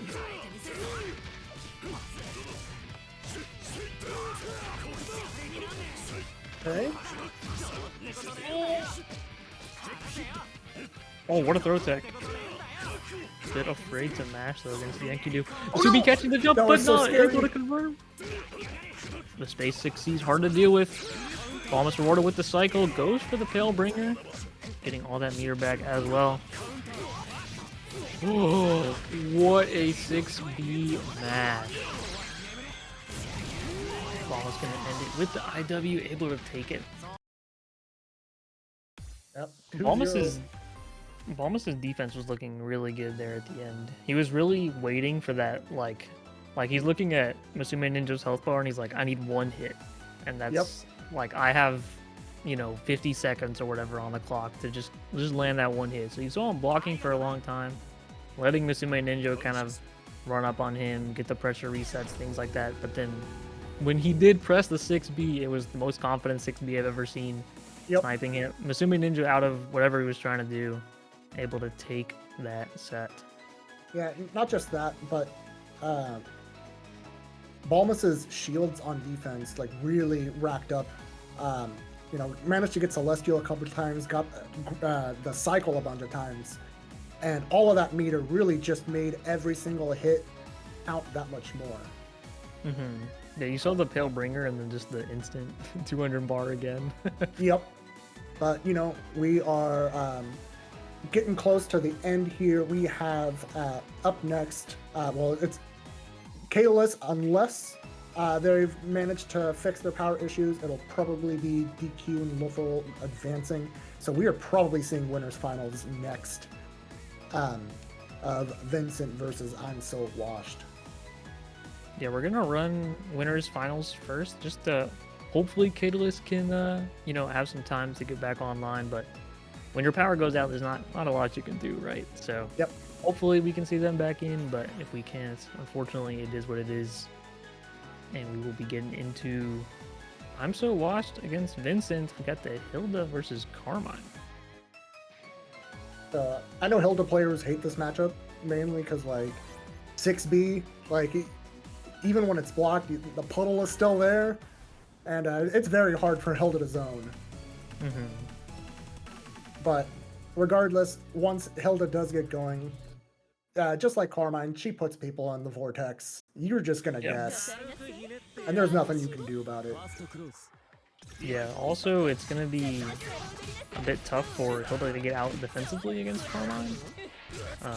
But not a problem if you keep your opponent in hit stun. I'm So Washed off to a good start with the first hit. Oh, nice staggers! Ooh. That was such a good read on shield habits. Recognize Vincent low in cycle, would need the shield to get it back. Decided, you know what, that is the perfect time for overhead. That stole corner? No way.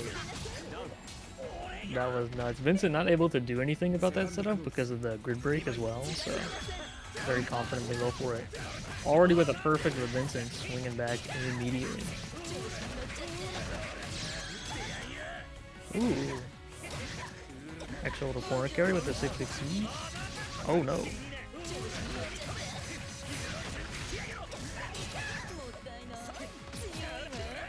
Okay, went for a shimmy.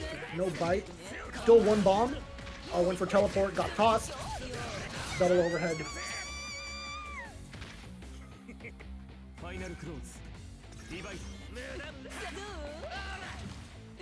Get back to the neutral. Oh my gosh. Wait. I've seen Hilda players go for that movement option into EX sword rain. That's the first time I've seen the sword rain straight whiff. Yeah, the 2C anti-air into the tray through the cherry on top. Nice recognition of the DP there. Oh, what an option. This can't kill, but immediately gets the setup.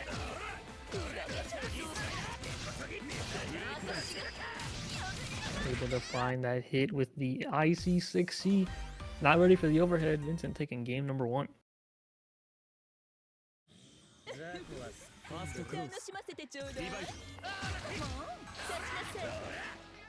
Oh, that looked scary.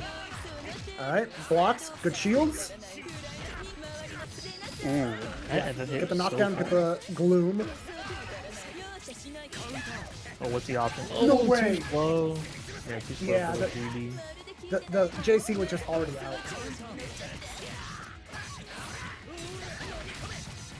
Nice pickup. We're gonna get a big knockdown here, secure the cycle.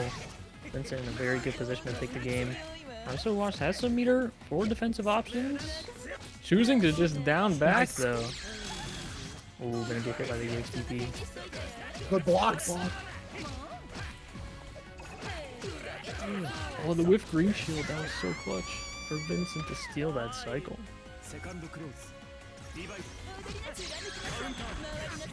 The frame trap? That was crazy. Like, there was actually a slight delay there, too. Like, that was intentional. Oh. Don't know if Vincent wanted that 60D, but that's what they got. Good shield play from I'm So Lost to get this cycle as well. But now you put yourself in the corner against Carmine. Okay, you do have cycle, but, you know, the 2-2C is going to kill the rest of the cycle. Alright, time to guess. 3D out of there. Vincent was already committed to the up forward.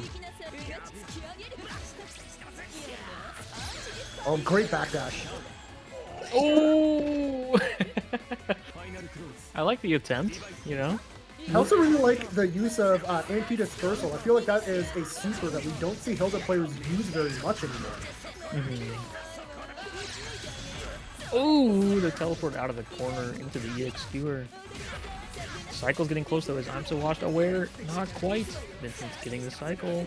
Able to put you good. Maybe you missed an input there. I'm not sure. No idea. That I did not know that that air teleport could come out quick enough to avoid the 3D. What? Nice pickup. That had so much hit stun. Yep. Yeah, they. This is winners finals though, so there's one more game. Yes, they buffed the teleports in the Azuki patch. So Yeah, I was aware of that. I did not know that they buffed him to that extent. yeah, I've seen Garfield's Hilda a decent bit, and he's a teleport enjoyer, is what I would say. Yeah. And I don't blame him. Ooh, catching the dash up. Not gonna get in just that easily. Okay, cat chase. Oh, the stagger uses the knockdowns. I'm So Washed to finally able to get a conversion. Is it time to guess for game?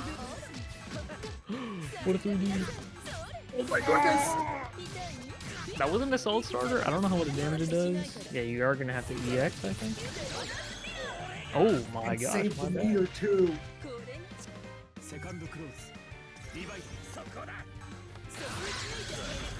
Oh, nice. That was crazy.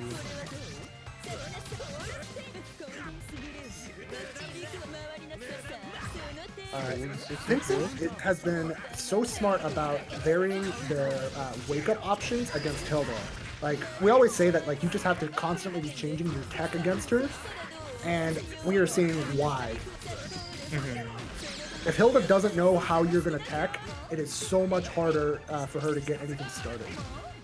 Yeah, and even if there's like, there could be like a setup that like covers a lot of options, right? Just doing those options does add some mental stack to your opponent and can just like be that one little slip up you need to maybe escape a situation. Yeah. But I'm so washed getting on the board this set, getting that game on the board. It's kind of funny looking at the set because it doesn't feel like Vincent was like 2-0ing I'm so washed. Like the set is No. very back and forth.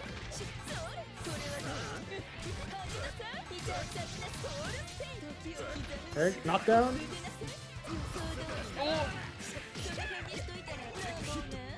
Nice. Oh! Yeah, you can't combo. Ooh,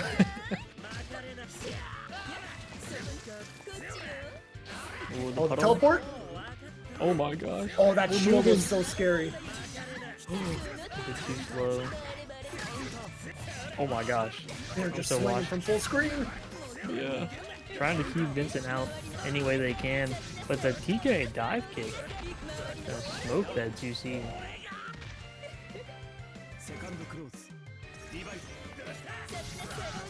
One Whip whip punish. Oh, nah. That was crazy. Oh, Roomba. Time to guess. Good block. Good guard thrust, too. But the Yeah. wheel, not quite gonna work. Yeah, you don't have that many plus frames. Oh! I don't know I if don't that know was a if that's misinput or not. Yeah, I thought it was maybe an air stall, but the way it worked out, maybe not. Oh my goodness. Missed the dive kick input there, maybe? Oh!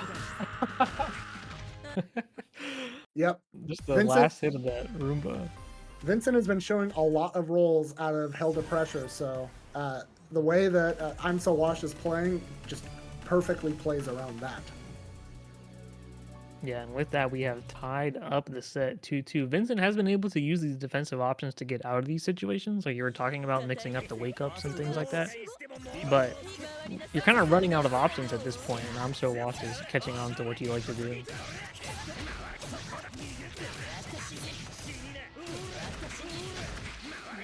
Double 660. Oh, good discipline there. Nice. Assaulted over the 2B.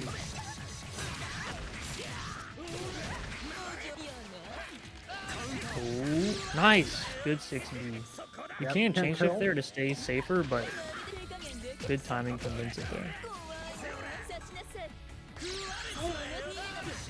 Oh, nice. Alright, Vincent now putting themselves on set point.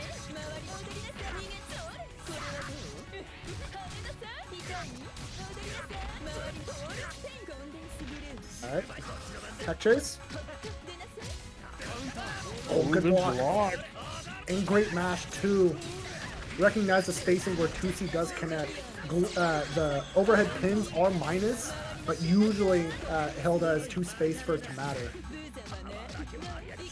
Oh, good block. EXTP, very nice. 5B caught! Oh, but the drop. Watch out! Oh no, roll too early! Ooh, nice little pickup. This is so Able- scrambly. Alright, Out final of the round. 6B. Yeah. Vincent with a round. lot of meter. Oh, seeing some of that meter come out immediately. Got the bomb going down.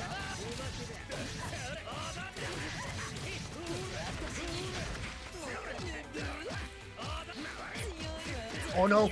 Yeah, it's hard to contest that. Oh, that gets everyone. Oh, we've got 200 bar on the table as well. Yeah, this It's a can good kill. start. Yep.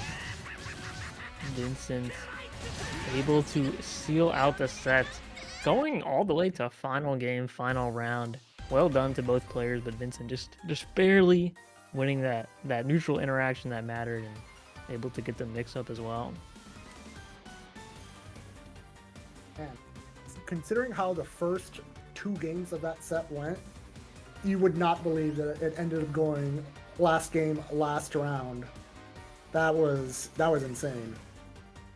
Yeah, you could really see like the RPS between the neutral options developing there, and also like you can kind of see the players like learning how to fight each other's opponent as it was going to.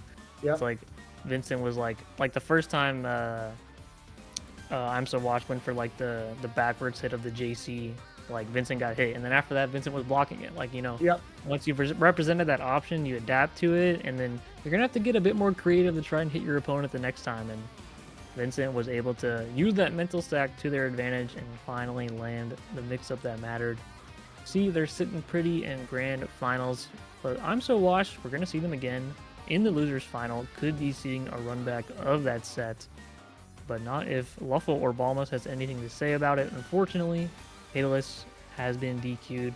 Power issues, not too much you can do about that, but they were playing great, good stuff for them for making the top 8. But we will be jumping back to the losers semifinals. We've got Luffle versus Balmus. Yep. And this at this stage of the bracket, everyone is so good. Every hit is going to be counting. I have nothing to say except let's see how this goes down. Luffle versus Balmus. Let's get it on. Yeah, and we are jumping back down to first of 2. And then after this, we'll be going back to first of 3. But this set will be first of 2. So a bit quicker on the decision making. Got to keep it tighter. We'll see which player can handle it.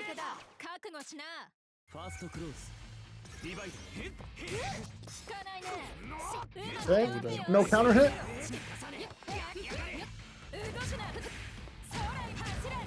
Balmus choosing to lock it down. Oh my gosh, what a walk out.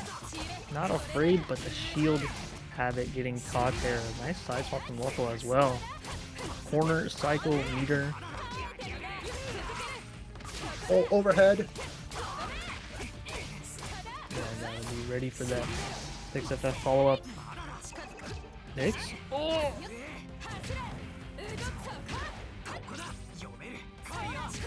Oh wow, the JC just whipping there. Oh.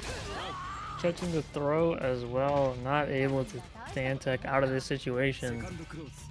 Yeah, the way Luffle uses air fireballs like at the lowest height possible to stall the air and catch fuzzy mashers is so strong. Luffle is kind of overwhelming Balmus right now, but I would say also showing a lot of tricks early, and could be you know, something Balmus takes advantage of later. But right now, Luffle is just looking too good.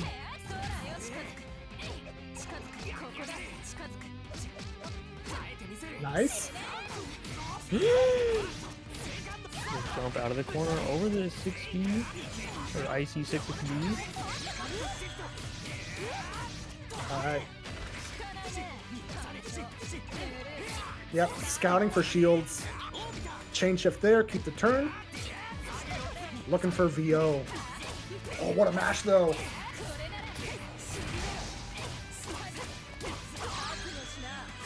Yeah, go into the IW. Already have that first round on the board. Gonna be taking game number 1. Yeah, and I very much agree with what you said about Luffle putting everything out on the board right away.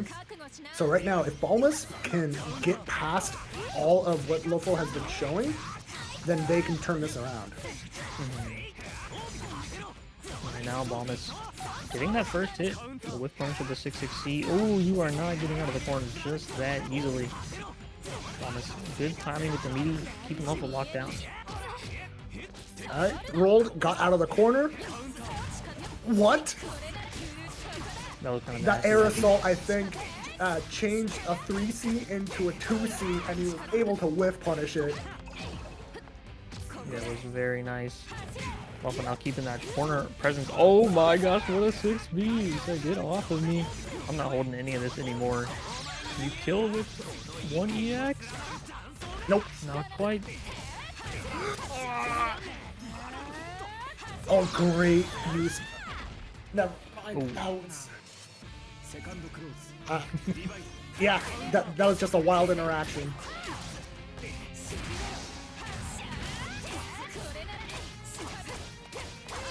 Okay, meter. Yeah. Not falling for it this time. Good shield, giving Balmus a cycle there. Yeah, DP, 616. Nah, just regular honest 2A. Oh, watch out! Oh, but doesn't get the conversion.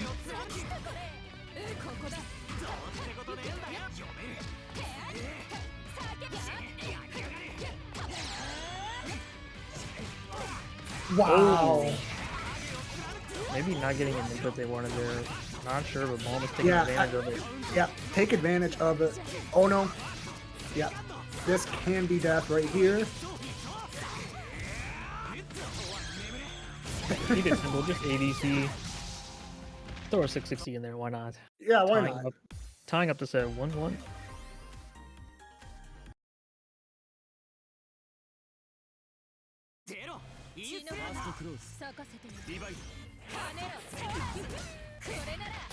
Yep, with punish the round start Rekka.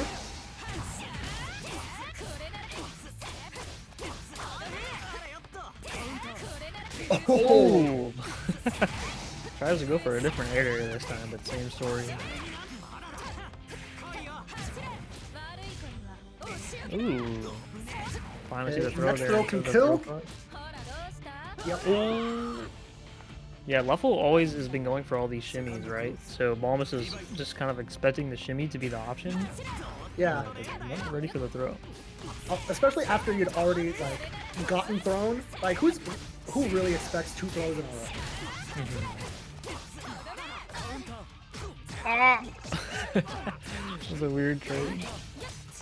Ooh, nice. Great dude. challenge there. Yeah, Balmus stopping the pressure early, looking for the chain shift, but Luffle just using the threat of it existing to get out. Any A starter will do it. Ooh, nice kill, bringing recognition that it would be quick enough. Oh! No, he got No the way. 660 with combo, but Luffle ready to punish it either way. Gonna be taking the set 2-1. Moving on to losers finals. There was a lot of adaptations there. Like early on in the set, Luffle kept going for all of the cheeky resets, and then last game basically was just running strike throw. And like when you haven't shown strike throw yet, strike throw can be kind of hard to deal with. Yeah, Luffle is like the layer 1, and I see this in a lot of players too. Their layer 1 is just shimmy. Like the throw doesn't actually get like as a layer 1. You never played against an opponent before. You represent the throw situation, but you go for the shimmy because the shimmy reward is just so high compared to the throw reward. Yep. That it's, and then you know you're standing in their opponent's face like, oh, they're gonna throw me. You go for the throw tech, and then you explode. So Luffle showing great recognition that Balmus was okay to take the throw. He didn't mind getting thrown, and he took advantage of that, and that's what ended up being the deciding factor for that round in game number 2, and then ended up just giving him the set.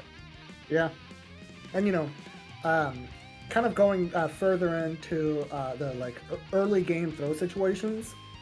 You know, you definitely. It's really true that like the reward from the throw bait is so much bigger, but something to like also keep in mind is the throw baits tend to also be way safer than going for throw. Yeah. Like a lot of throw baits, like from phone on like TK Fireball, it just leads to plus frames if they block. Depending on the timing, it can be plus even on shield. Whereas like throw, you're kind of risking your life. Yeah. But anyway, we're gonna go straight into this. I'm So Washed versus Luffle. We're punishing that 2C, I believe, is what Luffle pressed there. Trying to get something going, but I'm So Washed already off to the start. Oh, going for that grid control. Yeah, I love when Hildas do the pin towards them just because they're just protecting themselves while they concentrate. Yeah, and like all you can do against that is raw concentrate on your own and hope that they didn't point the gloom at you. Oh, great tech.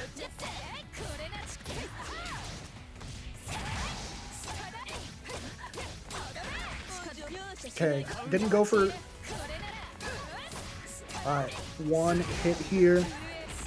Not going to lead to a ton, but one more hit and one more throw. Or unless it's the right hit. Yeah, good pickup off the fireball meaty there as well. Big whiffs from I'm So Washed, but not able to get the punish. Nice. Ooh. Yep, 5A, 5C, a natural frame trap, even on shield. Caught I'm So Washed mashing, but you know what? We are back to neutral.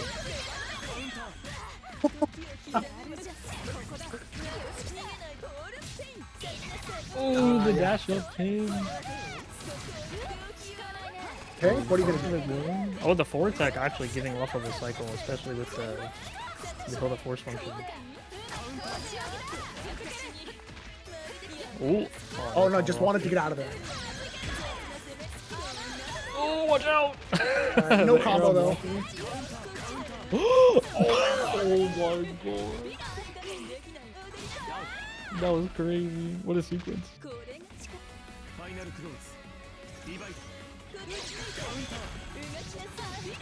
Loful had the right idea. It was probably like a frame too late. Ate a full combo for his troubles. Oh, That didn't whip punish. that's actually crazy. Ooh, the icy 5C. Okay. Yeah, you have Ooh. to take the throw in that kind of situation. It's way too risky to go for guard thrust.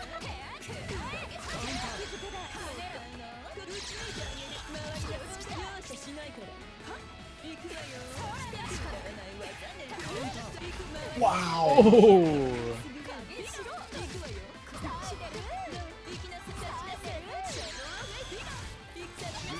Oh, the 2-2. Yeah, that one's kind of... The 2-2 can be kind of tricky to block. You're so worried about, you know, the overhead, the IC5C, the pin, and then, no, you gotta watch your toes.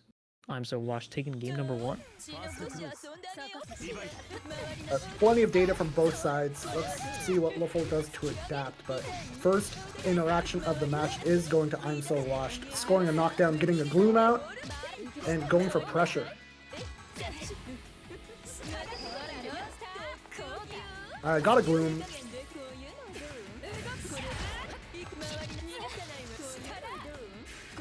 Well, we're getting these blooms out. I like the game plan. Oh, no, right call on the 3CC from I'm So Washed, but it just barely did not combo. Ooh, good tech. Ooh, and the delay button as well. Ooh, still getting the Milo out of that CS. That 6-6 connected. Yep, this is gonna hurt. No!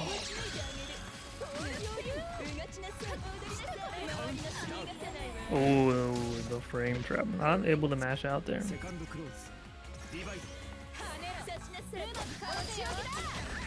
Nice, yeah, got a hard knockdown. Yeah, Ooh, big 6-6 trade. trade.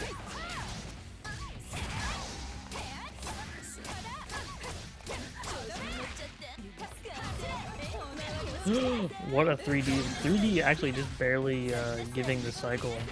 Yep, the successful shield on that plus the forward movement got just enough grid to steal the cycle. About to have meter for IW. I love Luffle doing the ender there with the 6FF that spends more time. So he actually just made the combo longer and then didn't let I'm So Washed use the change shift. Oh my gosh, that caught the assault. I think Luffle was trying to IW there as an anti-air, maybe? Mix? Oh, good block! Oh my gosh! Yeah, this is so scary. Oh, Yeah, what nice a good 5A! Really good option to choose 5A there because it interrupts the FF. Yeah, and they're both 6-frame characters, so when you press the biggest, fattest 5A, you're likely to, at worst, trade. Ooh, the 5A 5C?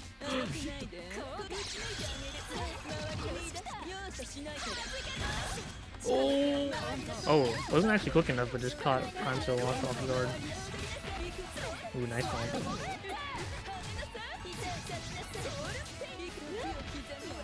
Okay, got a Gloom. I'm not saying, yeah. Over the pin. CV. Oh, I thought the CVO. I was like, I didn't know CVO did damage, but it was the spike. Yeah, I was thinking like, wait, does CVO do like 1 point of damage? What is going on here? That's putting I'm So Washed up 2-0 in the sets. Looking quite good to get that run back against Vincent in grand finals, but we'll see if Luffle has anything to say about it.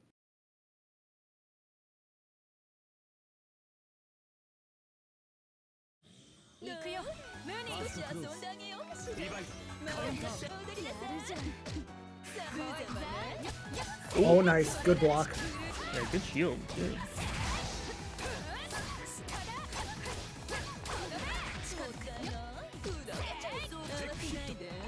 Oh, nice throw tech. Got the cycle for it.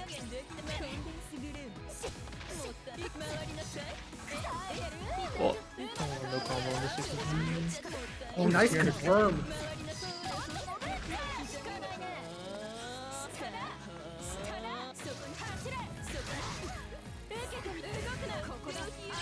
Oh, what do you do? That Nice. I was so high up. That was good recognition that Luffle knew that would work.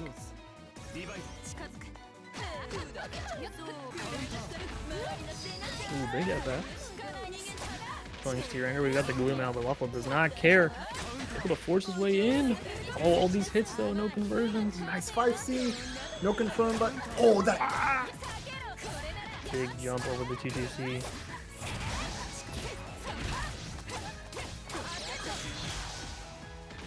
Yeah, Hilda 2-2C does track, but if you're already moving, you can absolutely get past it even post Super Flash. Oh my gosh, Luffle just, I don't know what just happened. I'm So Washed kind of got smoked that game. Yeah. Sometimes it's just like one or two small adaptations that just completely steamroll a match. But you know what? We have plenty of game here left, so I'm So Washed can just counter adapt and see what happens. Yeah, off to a good start with that first hit with the 2B or 2C.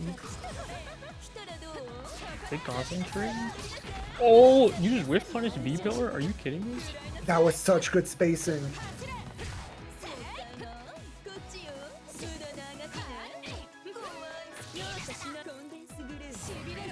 Yeah, recognizing that there wasn't going to be a combo there, so just got a setup, and now is getting a new combo. Hey. The Carmine bomb, maybe?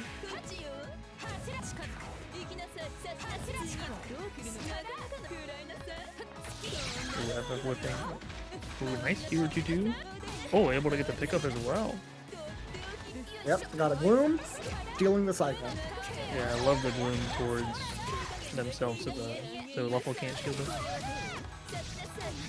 That was just roll, whiff, into roll. Alright, setup. Oh. Catching that Vortex with the high-low is kind of nasty.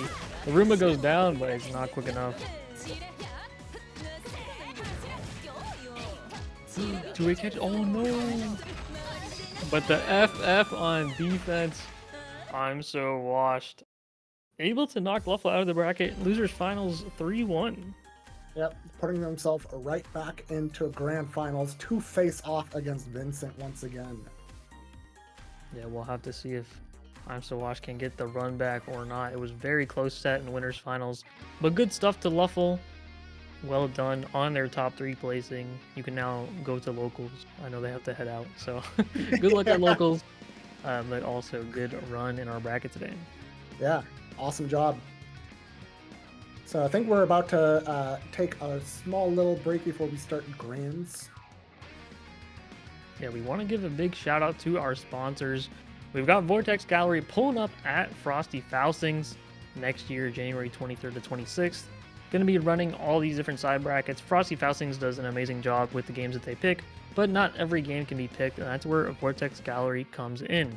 We've got all of these fantastic games being run on the side, so any game you're trying to play will be there. We even got Street Fighter 4, you know, for the old heads that miss, you know, real honest Street Fighter. You can pull up, play some Street Fighter 4. So be on the lookout for these brackets. And let's not forget Matcherino. Well,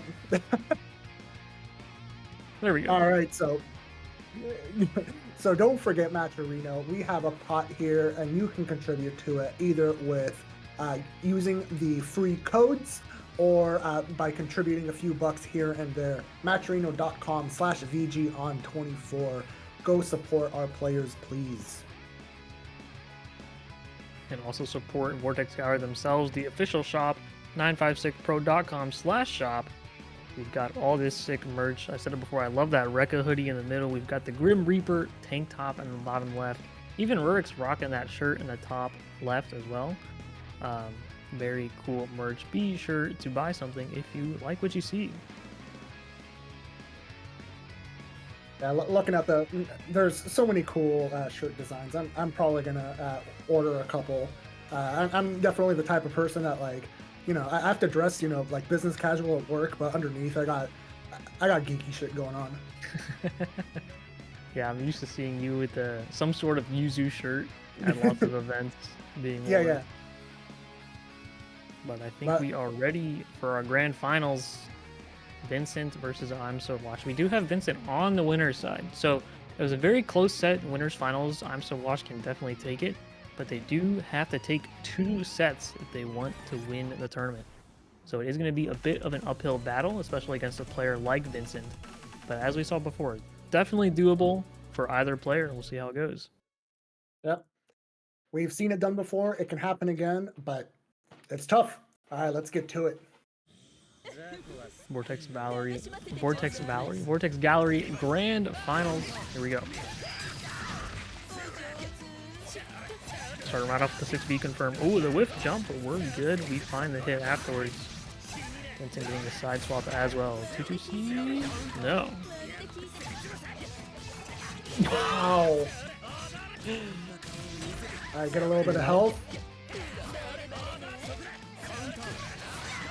Ooh, nice. Pressure after the +2-2. Something I've noticed about Vincent's play is that he doesn't always go for the 2-2C knockdown when he has bar. If he's just like right at that 100 threshold, he likes to hold on to it. Yeah. Might be like a matchup specific thing, just because like sometimes it's really nice to have like a 2-2C available against full screen Hilda. Could be something he's looking for right here. Not quite. Playing it pretty safe. Oh, nice pickup. Oh, you just barely get the cycle too. Ooh, the roll was successful, but not ready for the 2A afterwards. 1 round apiece. Yep. Vincent, slight lead on meter, but a single combo will even it up. Oh, as you're saying, we got 200 on both sides right now. Oh, I'm So Washed. He's moving like crazy. All right, first cycle going to I'm So Washed here. The back skewers. Oh, finally catches the milk on him. Oh, great use of roll though. Ah, yeah, the Roomba 2-2. What a tricky one to block. The Roomba's still out though. Is that gonna work? Okay, nice. Yep.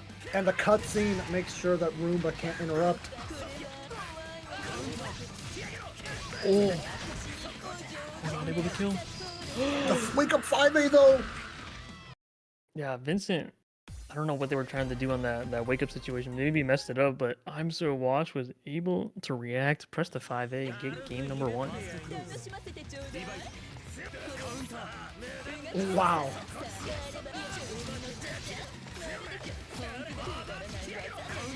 Ooh, plus frames, yeah.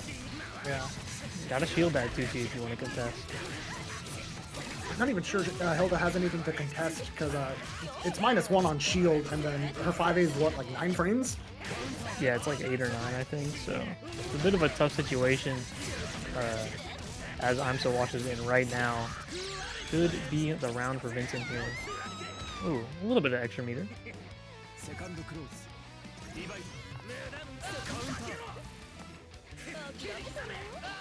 Alright, got Gloom out. Hold the infinite. Nice concentrate from Vincent. I'm still watching doing all these up back skewers. It's paying off. They are Caught paying out off of the well. corner. Yeah, run under as well. That was cheeky. Probably thought they would just tech fully into the corner, but instantly ready. Seeing the 2-2. Oh, too high. the air is still over the guard thrust. Ruba's out. Be careful. No! No! Oh, Okay. that's Alright, what are you gonna do? Meter. Oh, the IC60. The move that closed out their previous set, closing out a game for Vincent here.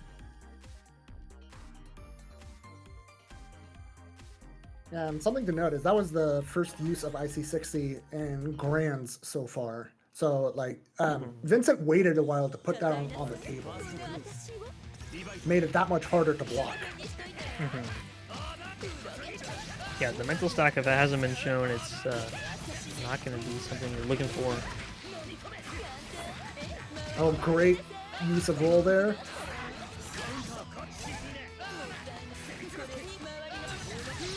Oh my gosh, just barely got the whiff on it. Setting the bomb out there, knowing maybe covering back tech and neutral tech, I like it.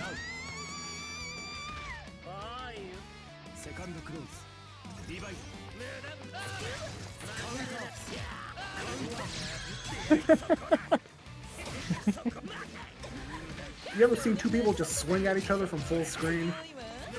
Oh, that's definitely what's going on here, and the bomb shimmy landing as well. Catching I'm so watch trying to do something, but yeah, now we're seeing the 2-2C. Yeah, we've got the Vorpal, we've got some bar. Not afraid to spend. And to bait the guard thrust again. I'm so watch content holding down back, but except for the 2A. You think, oh, the bomb shimmy got me, so I'll press a button, but backdashes through the button as well. Vincent now putting themselves on set point. Tournament point.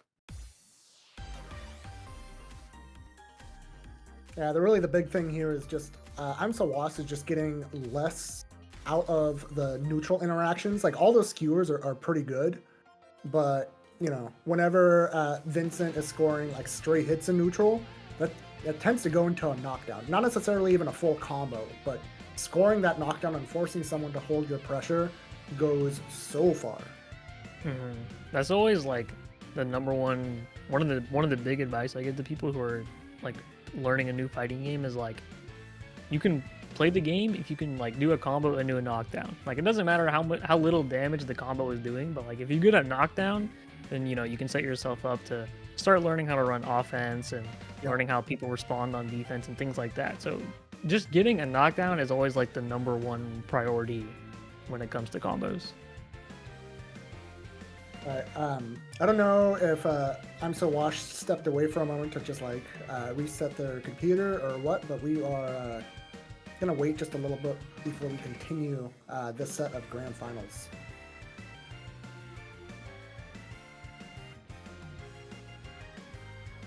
Maybe they were thinking it's a first to two set. I'm not too sure.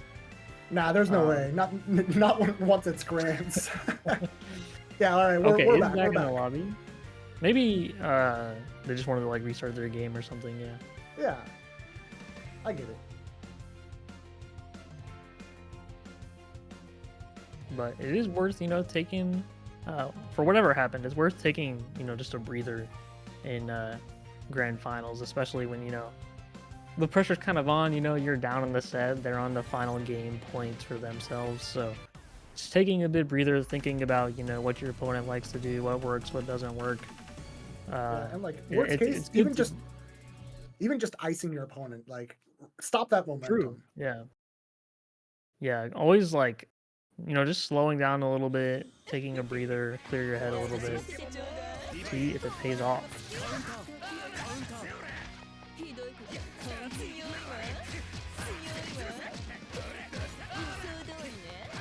Vincent already has the corner. Starting off with big pressure strings. Oh my gosh. Weird hits. I'm so watched able to get out. That was a tricky block, actually. Yeah.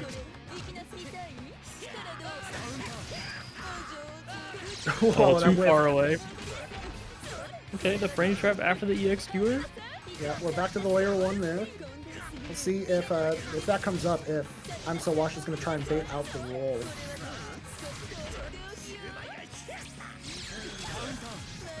Oh! If he died from the gloom, that would have been crazy. Yeah. Alright, 1 round up for I'm So Washed, but there's lots of just this game still. Ooh, the up back into... I'm So Washed could be doing EX skewer off of these up back skewers as well, but I like just keeping a solid game plan, saving the bar for a situation you might need it. Good block on the empty low. Oh, caught the force function. Not going to be able to get out just that easily. Oh, great block. Alright, Guard thrust comes out. Teleporting to avoid the puddle. Watch out! That was so scary. Oh, what a freaking... That can do it. The That hit 2-2-C snipe. Oh That hit my low. goodness. Yeah, you spent the 100 bar, but now you got yourself on tournament points. Against the Carmine with almost 2 bars. Oh no, it goes to 60 again. Oh man, they're really coming out now. I'm So Washed is going to be really thinking about it. It's going to make this next defensive situation a lot harder to beat. Goes for the VO. The mental stack overwhelming. Ending it with the whiff throw. IW Vincent taking the Vortex Gallery Grand Finals. Man, Hilda Carmine neutral is so chaotic. Yeah, Like, it's a very back and forth active interactions going on. Both people have like full screen whiff cancelable moves that are plus on block. A bunch of them double as anti-airs. Like, you're just kind of throwing and praying. Yeah, but even when, like, you know, you see the characters' options are so strong, we did see some of that adaptation, and especially we saw it, you know, this being their second set they played, it was great to see a bit of the back and forth, so very cool to see. Fantastic run from I'm So Washed, and of course, congratulations to Vincent for taking our grand finals. Big congratulations.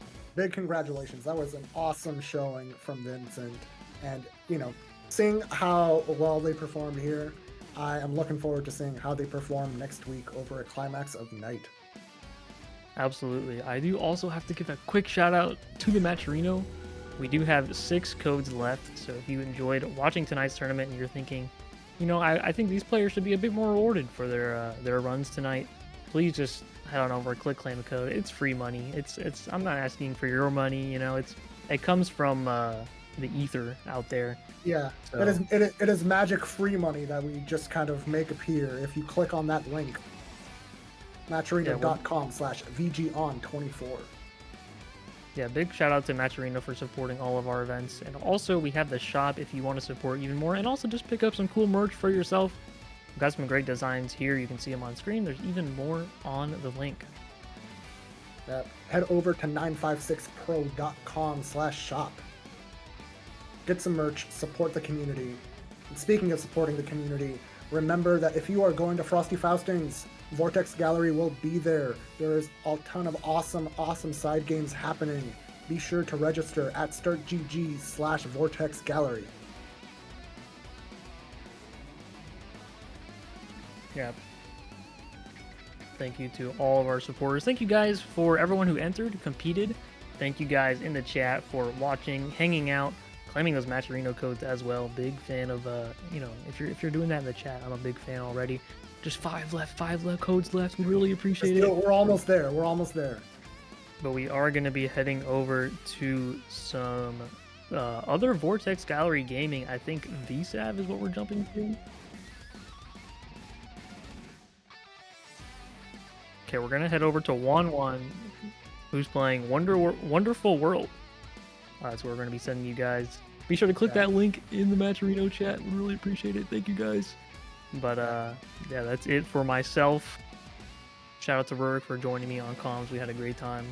It was awesome. Thank you guys for having me. Thank you to Vortex Gallery for giving me a chance to do some commentary. I don't get to do enough of it, so I appreciate it. Thank you very much. This has been a pleasure. All right, I think we are about to hit raid, so thank you guys so much for tuning in, and we will see you guys next time. Peace.